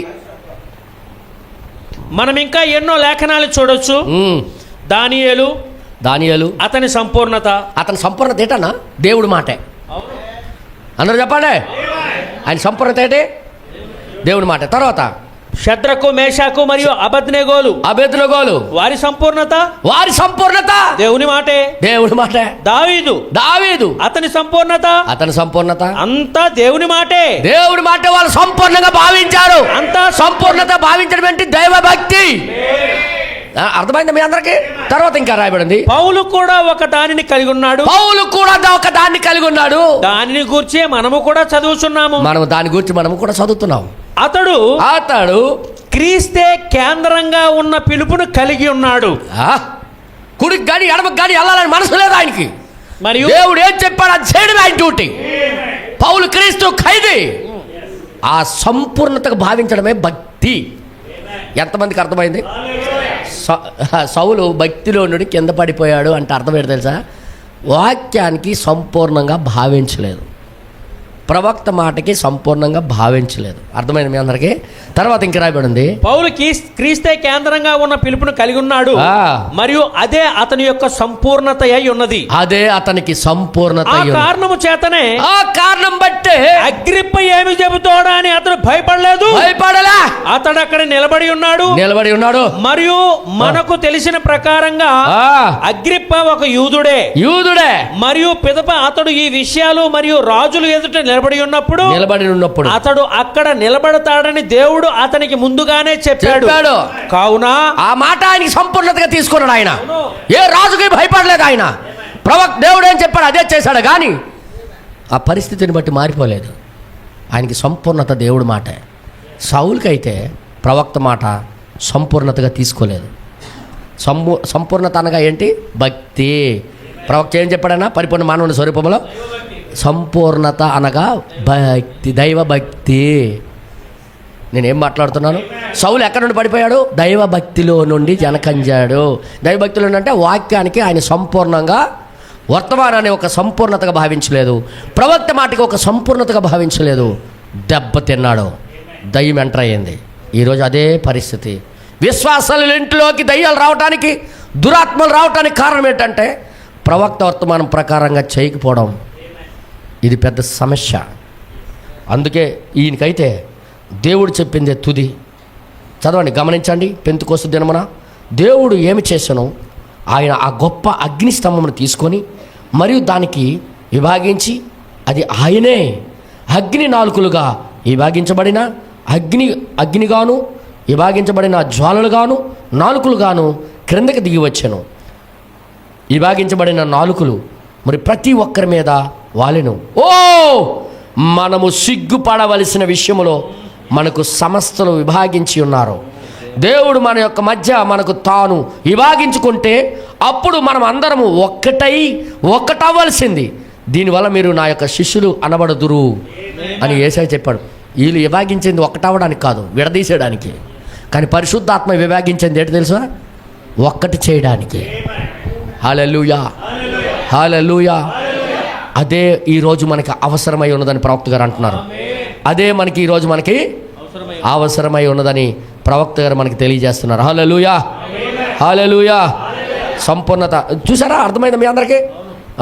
ఈ సంపూర్ణతలో ఈ మాట ప్రవక్త గారు ఎందుకు అంటున్నాడో ఒకసారి చూడండి. పౌలు గారు ఈ విషయంలో 98 ఉన్నట్టుగా చెప్పాడు. అతడు నేను దానికి అవిధేయుడను కాలేదు అంటున్నాడు. ఆయన కింద భాగంలో సగభాగం నుండి చదవండి. 98 సగభాగం నుండి. అతడు అక్కడ నిలబడతాడని దేవుడు అతనికి ముందుగానే చెప్పాడు. ఓకే. అతడు ఒక సంపూర్ణతను కలిగి ఉన్నాడు కనుకనే ఆ పరలోక దర్శనాన్ని అతడు ఉన్నది ఉన్నట్టుగా చెప్పాడు. ఓకే, అతడు ఇట్లు చెప్పాడు. ఎలా చెప్పాడు? నేను ఒక దర్శనాన్ని కలిగి ఉన్నాను. అవును, నేను దానికి అవిధేయుడును కాలేదు. నేను కాలేను అసలు. నేను అదే నా తుది, అదే నా సంపూర్ణత. కదలలేదు బ్రదర్. ఒకవేళ ఈయన జారిపోయి ఉంటే ఈయనకి దయ్యం పట్టేసాను. మాట్లాడేటీలు భక్తిలో నుండి పడిపోవడం అంటే దేవుడు నీకు ఇచ్చిన మాటల్ని నువ్వు పాటించుకోకుండా వదిలివేట. తర్వాత ఇంక రాయబడింది, నేను ఆ దర్శనానికి అవిధేయుడు, నేను దానిని తప్పుడు అంచనా ఎప్పుడూ వేయలేదు. తప్పుడు అంచనా, తక్కువ అంచనా వేయలేదు అసలు. ఆయనకి తప్పుడు అంచనా కానీ తక్కువ అంచనా కానీ వేయలేదు దానికి. అయితే సౌలైతే ఏం పర్వాలేదు అనుకున్నాడు. పర్వాలేదు కాల. ఆ కుర్రోడు హడ్డీరేస్ సిస్టర్ యొక్క కుమారుడు ఏం పర్వాలేదనే ఉంచాడు ఆ షర్ట్. ఈ ఏం పర్వాలేదనే మాట గొప్ప ప్రమాదకరం అన్న. అర్థమైందా మీ అందరికీ? ఏం పర్వాలేదు. తర్వాత ఇంకేమంటాడు చూడండి ఒకసారి. నేను తప్పుగా ప్రవర్తించలేదు, అసలు నేను అవిధేయుడినే కాలేదు, కానీ ఆ దర్శనానికి హత్తుకొని ఉన్నాను. ఆ దర్శనానికి నేను హత్తుకొని ఉన్నాను. అతడు ప్రతి నిమిషము ఆ దర్శనాన్ని పట్టుకొని ఉండెను. ఆ దర్శనం పట్టుకొని ఉన్నాడు. ఎందుకనగా అతనికి ఇవ్వబడిన దర్శనమే ఒక సంపూర్ణత అయి ఉండెను. పట్టుకొని ఉండుటయే దైవభక్తి. దేవుని నామానికి మహిమ కలుగు. సౌలు పట్టుకొని వదిలేయడం బట్టే దైవభక్తిలో నుండి కిందకి జారాడని అన్నాడు. ఆ జారడం బట్టే దురాత్మ వచ్చిందని అంటున్నాడు. సూత్రం వెంబడి సూత్రం, కొంత ఈ చాట కొంత ఆ చాట. సెట్ అయిపోయిందా లేదా? సంపూర్ణత అనగా దేవుడు చెప్పిన మాటే మనకి సంపూర్ణతగా ఉండాలి. వద్దు అంటే వద్దు, తీసేయండి అంటే తీసేయండి, అంతే. ఇంకా ప్రశ్నలు వద్దు, జవాబులు వద్దు, ఇంకా కారణాలు ఎతక్కండి. అలాగైతే ఎలాగ బెదరు పాస్టర్ గారు ఏమైనా అవకాశాలు ఉన్నాయా, నాకు ఫోన్లు చేయకండి. అలాగా చూడండి పాస్టర్ గారు, ఎంతో ప్రేమతో కొనుక్కున్నాం అది. ఏది షార్ట్ కట్లు లేవు. అందరికి చూపించిందే మనకి చూపిస్తున్నాడు ఆయన. ఏ షార్ట్ కట్లు లేవు. మన పిల్లల బట్టి ఆయన మారిపోడు, మన బట్టి ఆయన మారిపోడు. మన బట్టి మారడు, మన పిల్లల బట్టి మన చుట్టాలు బట్టి ఆయన మారిపోడు. ఆయనే. అదే మన సంపూర్ణతగా. మనమే దానిలాగా మారాలి, కానీ మనలాగా మారిపోవడానికి ఆయన పిలకూడదు. మీరు బెనం గారు అంటాడు, ప్రార్థన చేసినప్పుడు దేవుడు మారాలని నువ్వు ప్రార్థన చేయకు. దేవుడు చెప్పినట్టుగా నేను మారాలి ప్రభువా అని ప్రార్థన చేయి. చాలామంది ప్రార్థన చేస్తాడు, ప్రభా నువ్వు రావా, దిగిరావా, ఒక్కసారి కనికరించవా అంటే మారిపోమంటాడు నువ్వు. ఆయన వాక్యములు దాటి రాడు. ఆయన వాక్యము చెప్పిన దానికి ఆయన దాటిపోలేడు. ఆయన దేవుడు నామానికి మహిమ కలుగును గాక. అందుకే దేవుడు మారిపోవాలని ప్రార్థన చేయకండి, నువ్వే మారాలని ప్రార్థన చేయి. నువ్వే మారాలని ప్రార్థన చేయి. హల్లెలూయా. ఇంకేమంటాడు చూడండి ఇక్కడ. పౌలు గారికి ఉన్న పట్టేటో చూడండి ఇప్పుడు. మరియు క్రీస్తే కేంద్రంగా ఉన్న ఏ జీవితమైనా అదే మీ యొక్క సంపూర్ణత అయ్యుండును. హల్లెలూయా, హల్లెలూయా. తర్వాత ఇప్పుడు దమస్కు మార్గమున ఆయన దేవుని ముఖాముఖిగా కలిసినప్పటి నుండి పౌలుకి అది ఎంతో విలువైనది. మరి ఇంకేం మార్చాలని మనసు లేదు ఆయనకి. కానీ సౌలుకైతే ప్రవక్త వచ్చి చెప్పినా ఆయనకి ఏ మాత్రము పట్టింపు లేదు. భక్తిలో నుండి దిగజారిపోవడం అంటే ఏంటి అర్థమైందా? అసలు భక్తి అంటే అర్థమైందా? భక్తి అంటే దేవుడు మనకి చెప్పినట్టుగా లోబడుటయే భక్తి, చేయుటయే భక్తి. అది పక్కన పెడితే ఏం పర్వాలేదంటే భక్తిలో నుండి దిగజారిపోట. భక్తిలోనే దిగజారితే ఇంకొకడు ఉన్నాడా నా పక్కనే? దురాత్మ ఉంది నీ మనశ్శాంతి తీసేసుకోవడానికి, నీకు గలిబిలి చేయడానికి, నీకు మనశ్శాంతి లేకుండా నీకు పాడు చేయడానికి ఇంకొకడు ఉన్నాడు. హల్లెలూయా. అందుకే ఈరోజు రాత్రి నుండి పట్టు బిగించండి. దేవుడు మాట యందు ఆసక్తి చూపించండి. వర్తమానం పట్ల ఆసక్తి చూపించండి. ఏది చెప్తున్నాడు అది నేను చేయాలనే నిర్ణయం తీసుకుంటున్నాను. ప్రభువా నాకొద్దు, ఈ దయ్యముతో నాకొద్దు, నువ్వు నాకు కావాలి ప్రభువా అని ఎంతమంది నేను తీర్మానం చేసుకుంటారో ఇంటికి వెళ్ళి మీరు మిగతా ధ్యానించండి. మిగతా దేవుడు మీరు మాట్లాడతాడు మీతో. ఓ ప్రభువా నీకే స్తోత్రము నాయనా. హల్లెలూయా, హల్లెలూయా. ఎంతమందికి అర్థమైంది? హల్లెలూయా. లేచి నిలబడి ప్రభువా నిజంగా ఎంత పెద్ద ప్రాబ్లమో మేము చూసామయ్యా. ఇకపైన మా పాతదంతా కూలిపోవలసిందే, ఏది కూడా బ్రతకడానికి వీలు లేదయ్యా. నేను తెలుసుకున్నాను ప్రభువా, సౌలుకి దురాత్మ వచ్చి రోజు బాధ పెట్టడానికి కారణమేంటో మా ప్రవక్తల నుండి డైరెక్ట్గా వివరించావయ్యా. తండ్రి నీకు స్తోత్రము నాయన. హల్లెలూయా, హల్లెలూయా. ఓ ప్రభా, దేవుని వాక్యమే తుదిగా భావించి, దేవుని వాక్యమే నీ సంపూర్ణతగా భావించి, పౌలు వలె, దానియేలు వలె, షద్రకు మెషకు వలె వాళ్ళకి దేవుడి మాట తప్ప ఇంకొకటి లేనే లేదు. వాళ్ళకి సంపూర్ణత అంతా దేవుడి మాటే. ఈరోజు నువ్వు కూడా ప్రవక్త ద్వారా మాట్లాడింది దేవుడి మాట అని భావన కలిగితే దయచేసి మీరు ఒక్కసారి అదే సంపూర్ణతగా భావించుకోవాలని కోరుకుంటున్నాను. ఎంతమంది ప్రార్థన చేస్తారు? నా తండ్రి, నిజంగా తెలుసో తెలియక ఇంతకాలం తేలిగ్గా చూసామయ్యా, ఇకపైన మేము ప్రవక్త వర్తమానానికి మా సంపూర్ణతగా భావించి మా భక్తి మేము కాపాడుకుంటామయ్యా అని ఎంతమంది తీర్మానం చేసుకుంటారు? హల్లెలూయా, హల్లెలూయా. ఓ ప్రభువా, ఇది మామూలు మాటలు కాదు నాయనా. మా ప్రవక్తలను మాట్లాడింది మామూలు మాటలు కావు. అది నువ్వై ఉన్నావయ్యా, అది నీ మాటలై ఉన్నాయి ప్రభు. అది లోబడే జీవితం నాకు కలుగు చేయి నాయనా. సమస్య నా దగ్గర ఉంది కానీ నీ దగ్గర లేదు ప్రభు అని ఎంతమంది ప్రార్థన చేయాలనుకుంటున్నారు? హల్లెలూయా, హల్లెలూయా, హల్లెలూయా, హల్లెలూయా. ఎందుకు మా జీవితాల్లో శాంతి సమాధానం లేదు? ఎందుకు దయ్యం వచ్చి మా ఇళ్లలో తాండవిస్తుందో అర్థమవుతుంది ప్రభా. హల్లెలూయా. ఓ ప్రభా, భక్తి అంటే ఏదో అనుకున్నామయ్యా. భక్తి అంటే సంపూర్ణత అన్నది. సంపూర్ణత అంటే నీ మాట నుండి తొలగిపోకుండా ఉన్నదే, నీ మాటే తుదిగా భావించినదే. ఓ ప్రభా, మన మధ్యలో మనషే బ్రదర్ వచ్చి ప్రార్థన చేస్తాడు. ఓ ప్రభా, నీకే స్తోత్రము నాయన.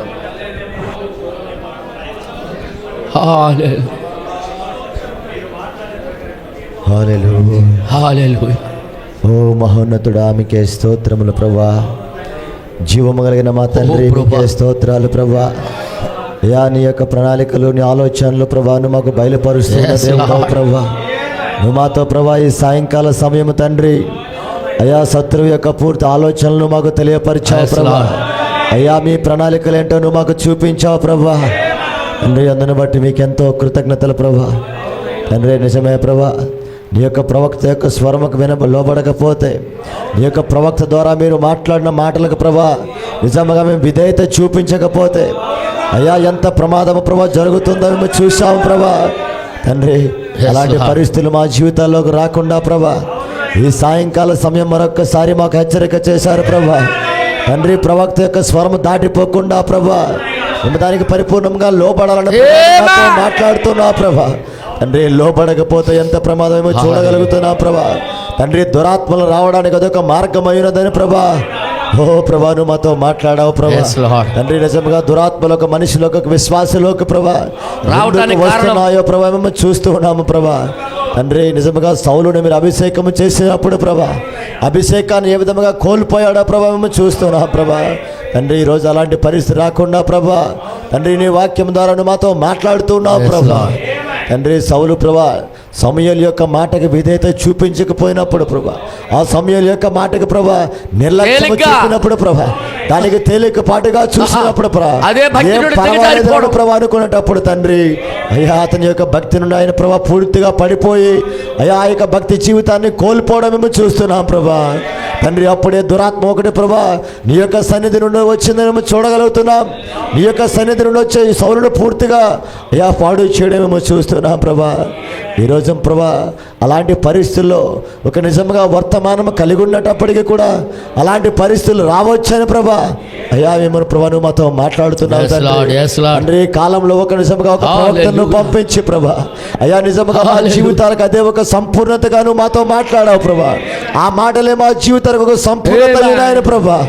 తండ్రి, ఈరోజు ఆ ప్రవక్త యొక్క స్వరానికి నిర్లక్ష్యం చేస్తే ప్రభా, దానికి తేలికపాటుగా తీస్తే ప్రభా నిజంగా ప్రభా మా జీవితాల్లో ఒక దురాత్మకు రావడానికి మేమే ఒక మార్గం తెరిచేవారిగా ఉంటామని ఈరోజు ప్రభా సూటిగాను మాతో మాట్లాడావు ప్రభా.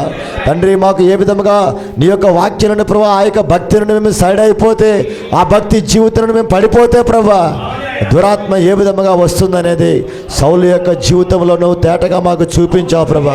తండ్రి ఎప్పుడైతే పూర్తిగా ఆ పాపాన్ని నిర్మూలన చేయమని ప్రభా, ఆ యొక్క శత్రువును పూర్తిగా నిర్మూలన చేయమని ప్రభా పూర్తిగా సౌలుకు ప్రభా ఆజ్ఞాపించబడినప్పుడు ప్రభా తండ్రి తన యొక్క సొంత ఇష్టాన్ని బట్టి, తన సొంత ఆలోచనలు బట్టి, ఉద్దేశాలను బట్టి ప్రభా ఇంకా ప్రభా శత్రు శేషాన్ని పూర్తిగా అయ్యా నిర్మూలన చేయకుండా ప్రభా ఎప్పుడైతే ప్రభా ప్రవక్త యొక్క స్వరానికి ఆయన విధైతే చూపించలేదో ప్రభా వెంటనే తండ్రి నీ యొక్క ఉగ్రత ప్రభా ఆయన మీద రావడం మేము చూస్తూ ఉన్నాం ప్రభా. అతని యొక్క రాజ్యం మొత్తం పూర్తిగా తండ్రి ఆ యొక్క ఇశ్రాయేలు మీద మీరు స్థిరపరచడానికి ఉద్దేశించిన ఉద్దేశము కూడా ప్రభా మరలా తండ్రి మీరు వెనక్కి తీసుకొని అతని యొక్క రాజ్యం మరలా ప్రభా అతని నుండి తీసివేయడం మేము చూస్తున్నాం ప్రభా. తండ్రి ఈరోజు పరిపూర్ణముగా తండ్రి నీ యొక్క చిత్తంలో మాకు ప్రభా నువ్వు స్థిరపరచాలని, నీ వాగ్దాన వాక్యంలో మేము నెరవేర్చడానికి నువ్వు పరిపూర్ణంగా మమ్మల్ని ఎన్నిక చేసినప్పటికీ కూడా ప్రభువా తండ్రి నిజముగా మా యొక్క భక్తి జీవితం నుండి మాట నుండి మేము దిగజారిపోయిన మరుక్షణమే మా లోపల నుండి ప్రభు యొక్క పరిశుద్ధాత్మ దూరం అయిపోయి దురాత్మ రావడానికి ప్రభు అవకాశం ఉందని ప్రభా తండ్రి నువ్వు తేటగా నువ్వు మాతో మాట్లాడుతున్నావు ప్రభా. అలాంటి జీవితాలు మాకు రాకుండా ప్రభా తండ్రి మా భక్తి జీవితం అంటే మా పరిపూర్ణత అయినదని, అదే మా యొక్క సంపూర్ణత అయినదని, ఆ సంపూర్ణత ఈ కాలంలో నీ యొక్క ప్రవక్త యొక్క స్వరమైనదని ప్రభా మేము చూడగలుగుతున్నాం ప్రభా. తండ్రి ఇది ఒక మనిషి మాటగా కాకుండా ప్రభా ఇది సంపూర్ణంగా ఈ కాలంలో నీ యొక్క ఆలోచన అయినదని ప్రభా గుర్తెరిగి తండ్రి అది మాకు ఒక ఆజ్ఞగా భావించి ప్రభా మేము నడిచినప్పుడు నిజంగా నీ యొక్క ఆత్మ మాతో పాటు ఉంటుందని ప్రభా, నీ యొక్క ఆత్మ నడిపి మాకు ఉంటుందని ప్రభా మేము అప్పుడేమో చూడగలుగుతున్నాం ప్రభా. కానీ ఎప్పుడైతే ఒక మనిషి మాటగా భావించి ఇది ఏమీ కాదులని ప్రభా మేము తేలికపాటుగా తీస్తున్న ప్రతిసారి కూడా ప్రభా మా భక్తి జీవితం మాలో నుండి వెళ్ళిపోవడం ప్రభా తండ్రి మేము చూస్తున్నాం ప్రభా. ఆ యొక్క లోకం మా మీదకి రావడం మేము చూడగలుగుతున్నాం ప్రభా, అవిశ్వాసం మా మీదకి రావడం మేము చూస్తున్నాం ప్రభా. ఓ ప్రభా అలాంటి జీవితాలు మాకు ఇక్కడ ఉండొద్దు ప్రభా. ఏదైతే వాక్యం ఉందో ప్రభా ఆ వాక్యానికి పరిపూర్ణంగా లోబడే జీవితాలు మాకు కలుగు చేయండి, లోబడే జీవితం కలుగు చేయండి ప్రభా, సహాయము చేయము. సంపూర్ణంగా తీసుకున్నారో ప్రభా వారి జీవితాల్లో ప్రభా పరిపూర్ణంగా నీ యొక్క వాక్యాన్ని ప్రభా వారు సంపూర్ణంగా జరిగించారు తండ్రి. తండ్రి పౌలు తన యొక్క వాక్యము తన దగ్గరకు వచ్చిన దర్శనానికి అవిధేయముగా బ్రతకలేదు ప్రభా, దానికి విధేయత చూపించి దానికి ప్రాణంగా హత్తుకున్నాడు ప్రభా. అప్పుడే తండ్రి ఆ యొక్క ప్రభా పరిశుద్ధాత్మ అతనితో నడవడం మేము చూస్తున్నాం. ఎన్నో కార్యాలు, ఎన్నో అద్భుతాలు ప్రభా పౌలు ద్వారా నువ్వు జరిగించడం మేము చూస్తున్నాం ప్రభా. తండ్రి సౌలు అయితే ప్రభా నీ యొక్క స్వరానికి, నీ యొక్క ప్రవక్త యొక్క మాటకి ప్రభా నిర్లక్ష్యము చేసి ప్రభా ఏమీ కాదులనే విధముగా ప్రభా తేలికపాటుగా తీసుకున్నప్పుడు ఆయన జీవితం ఏమైందో మేము చూస్తున్నాం ప్రభా. తన యొక్క అభిషేకము కోల్పోయాడు తండ్రి, మరలా తన ఇచ్చిన ప్రభా ఆ రాజ్యం పూర్తిగా పాడైపోవడం మేము చూస్తున్నాం ప్రభా. అయ్యా దయ్యం వచ్చిన ప్రతిసారి కూడా ఆయన ప్రభా ఏదైతే వాక్యం ఉన్నదో, ఎవరైతే ఆత్మీయంగా బ్రతకడం ప్రభా నువ్వు చూస్తున్నావో, ఎవరి మీదకైతే అభిషేకం వచ్చిందో ప్రభా పూర్తిగా చంపడానికి ప్రభా వెంటాట మేము చూస్తున్నాం ప్రభా. తండ్రి ఈరోజు తండ్రి ఎప్పుడైతే దురాత్మ మా లోపలికి వచ్చినప్పుడు, ఆ దురాత్మ అభిషేకం ఒక వ్యక్తి లోపలికి వచ్చినప్పుడు ప్రభా అయ్యా మా సహోదరుల మీద సనుక్కునే పరిస్థితి మా లోపలికి వస్తుంది. అభిషేకించబడిన వ్యక్తులకు ప్రభా దూషించడం మాలో కనబడుతుంది. అభిషేకం మీదకి ఎప్పుడు కూడా తండ్రి వెలయటట్టుగా ప్రభా దురాత్మ ప్రేరేపించడం జరుగుతుందని ప్రభా ఈరోజు కూడా ప్రభా నిజంగా ఒక అభిషేకించిన మనిషికి ఒక వ్యక్తిగా తప్పుగా ఎందుకు అంటున్నాడని ప్రభా మేము కొన్నిసార్లు ఆలోచించినప్పుడు ఈ ప్రణాళికయే ప్రభా అతని జీవితంలో జరగడమేమో చూస్తున్నాం ప్రభా. వారి జీవితాల్లో ఈ దురాత్మయే పనిచేయడం తండ్రి. ఎందుకంటే ప్రభా అయా బైబిల్లో మేము చూడగలుగుతున్నాం, నీ పరిశుద్ధ గ్రంథంలో మేము చూడగలుగుతున్నాం, సౌలు జీవితంలో మేము అది చూడగలుగుతున్నాం ప్రభా. ఆ దురాత్మ ప్రభా మనిషికి వచ్చి వెరపించినప్పుడు అభిషేకించిన వాడికి తండ్రి పరిగెడుతో కారణం లేకుండానే పరిగెత్తిస్తున్నాడు ప్రభా. ఈరోజు తండ్రి కొంతమంది మనుషుల్లో సేమ్ అదే విధముగా వారి జీవితంలో చూస్తున్నాం ప్రభా మేము. తండ్రి వారి అట్లా మీరు కృప చూపించండి ప్రభా. మరలా దావీదు వచ్చి ప్రభా వాయించినప్పుడు ఆ దురాత్మ సౌలుని విడిచిపెట్టినట్లుగా ప్రభా ఈరోజు మీ కృప ద్వారా వారితో మీరు మాట్లాడండి ప్రభా. తండ్రి అభిషేకాన్ని పరిగెత్తించకుండా దాన్ని గౌరవించి దానికి లోపడే జీవితాలు వారికి దయచేయండి ప్రభా. అయ్యా వారికి తెలియకుండానే వారి జీవితాలు పాడైపోతున్నాయి. వారికి తెలియకుండానే వారి ఇళ్లలో ప్రభా మనశ్శాంతి లేకుండా వారి ఇళ్లలో సంచారం చేస్తున్నాయి ప్రభా. తండ్రి వాటిని వెరిగి ప్రభా మరలా తండ్రి సహోదర ప్రేమను వారి లోపలికి వచ్చే విధంగా మీరు కృప చూపించండి ప్రభా. మీరు ఆజ్ఞాపించండి ప్రభా. మీరు కనికరించినప్పుడే మా కుటుంబాలు బాగుపడతాయి ప్రభా. ఓ తండ్రి మీరు ప్రభా ఆ యొక్క సమాధుల్లో అయా దురాత్మతో యాతన పడుతున్న ఆ వ్యక్తి ప్రభా ఎప్పుడైతే మీరు కృప చూపించి అయా మీరు గర్దించినప్పుడే ఆ దురాత్మ బయటికి వెళ్ళింది ప్రభా. అంతవరకు కూడా ఆ వ్యక్తి ప్రభా తన యొక్క శరీరాన్ని తాను చీల్చుకునేవాడు ప్రభా. తన యొక్క శరీరానికి తానే గాయాలు చేసుకునేవాడు ప్రభా. అయా మీరు కృప చూపించి మీరు పలికినప్పుడే ఆ దురాత్మ తనకి విడిచిపెట్టి వెళ్ళింది ప్రభా. అయా ఈ సృష్టి అంతా మీ చిత్తంలో ఉంది ప్రభా. అయా ప్రభా పరిపూర్ణంగా ప్రతి దురాత్మ మీ స్వాధీనంలో ఉంది ప్రభా. అయా మీరు ఏం చేయమంటే అవి చేస్తాయి ప్రభా. అయా శతాధిపతి కూడా అదే గమనించాడు ప్రభా. అయా మీరు ఒకరు రమ్మంటే ఒకరు వెళ్తాడు, ఒకరు పొమ్మంటే వాడు పోతాడు ప్రభా. అయా మీ ఇంటికి రావడానికి యోగ్యుడు కాడు కాదు ప్రభా. మీరు కేవలం పలికితే చాలు ప్రభా అని ఆ శతాధిపతి మీ దగ్గర వేడుకున్నాడు ప్రభా. ఆ మాట కూడా ప్రభా ప్రతి ఒక్క అదే విధంగా భావించి ప్రభా మీరు పలికినప్పుడు ప్రభా ఆ ప్రవక్త యొక్క స్వరమయ్యే కాలంలో మీరు పలికారు ప్రభా. ఆ పలికబడిన మాట మీరు తీసుకునేటప్పుడు మా ఇళ్లలో ఉన్న ప్రభా పూర్తిగా పరిగెత్తా ప్రభా. పూర్తిగా ఇంకా ఎప్పుడు కూడా అది రావడానికి చోటు లేకుండా ప్రభా ఆ ప్రవక్త స్వరమే మా యొక్క ఇళ్లలో ప్రతి రోజు కూడా ఆ స్వరం వినిపిస్తూ ఉండాలని ప్రభా. ఎన్నో సార్లు ప్రభా నువ్వు మాతో మాట్లాడావు తండ్రి. ఈ రోజు ఏ ఇళ్ల లోపలైతే ప్రవక్త యొక్క స్వరము లేదో అయా ఈ యొక్క ఇళ్లలో ప్రభా దురాత్మ రావడానికి ప్రభా ఒక అవకాశం ఉందని ప్రభా మేము చూడగలుగుతున్నాము తండ్రి. తండ్రి ఒక రోజు మీరు పలికినప్పుడు ఆ యొక్క పందుల్లోకి మీరు వెళ్ళాలని ఆజ్ఞాపించినప్పుడు అయా వెంటనే ఆ పందుల్లోకి వెళ్ళిపోవడం మేము చూసాం. ఎందుకంటే దురాత్మలు కూడా నీ స్వరానికి లోపల యొక్క స్వరములో ఉంది ప్రభా.